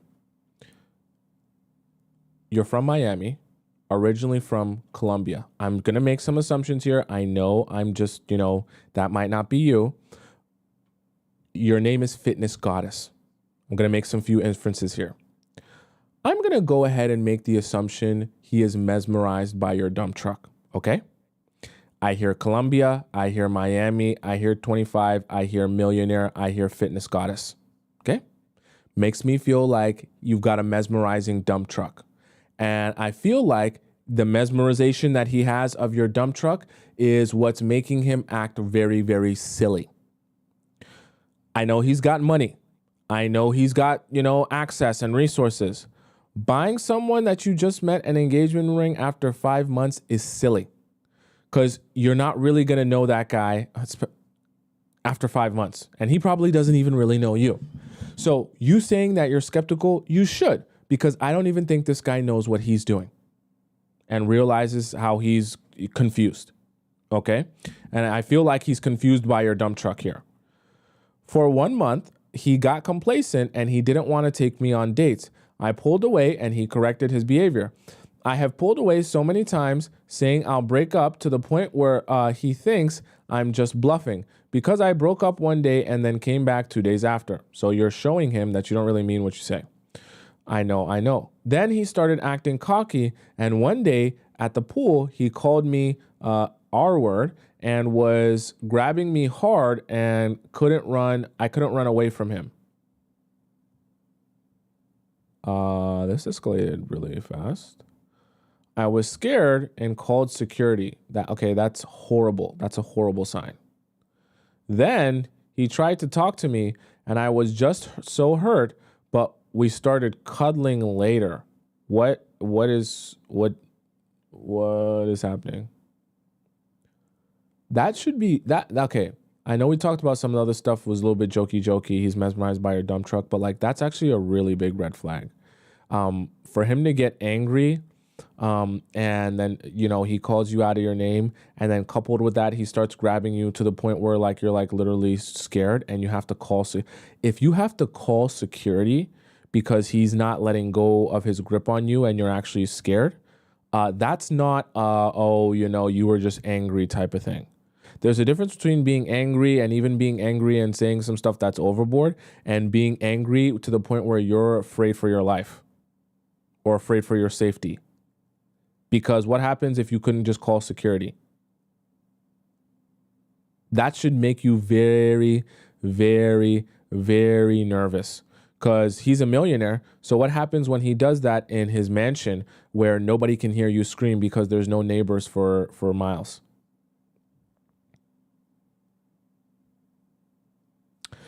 Then after that, I told him he needs to make it up to me. That happened last week. He took me on a date this week, and I was literally quiet and sad the whole date. And he told me he would call me the next day, that he loves me and will make it up to me. It's been 2 days after that date, and he hasn't called nor texted.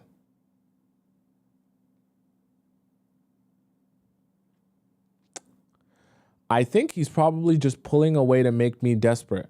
Make you desperate for what? Didn't he say he bought you an engagement ring?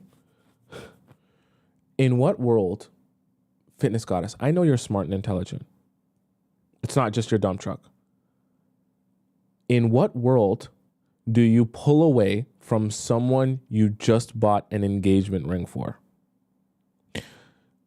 Let's use critical thinking here and follow the logic train. If he's telling the truth about purchasing you an engagement ring, why would you pull away from the person you just spent hundreds of thousands of dollars on an engagement ring? Unless, if we follow the logic train, he's lying about purchasing you an engagement ring. Right? Because he said he ordered your engagement ring. Pulling away from someone you just ordered an engagement ring for seems pretty misguided. Okay. So he doesn't have to, pulling away to make me desperate, so he doesn't have to put in the work to make it up to me. The apartment I'm living in, oh yeah, we forgot, you mentioned earlier that he's paying for your apartment. Living in is in his name, and I am depending on him. He also threatened me many times with, if I cheated on him, it will be bad. I know he's playing games, but I need you to break down his behavior. Thank you. It's pretty funny that Miami Vixen commented on your post here. Fitness Goddess. Okay. I think that you're more than smart enough at 25 to understand this ain't the man for you. Let's just be so for real, Fitness God. Let's be so for real. If this man was broke, or if he was even just a regular guy with a regular 9-to-5 that wasn't paying for your apartment, you wouldn't even consider entertaining this guy. Let's just be so for real.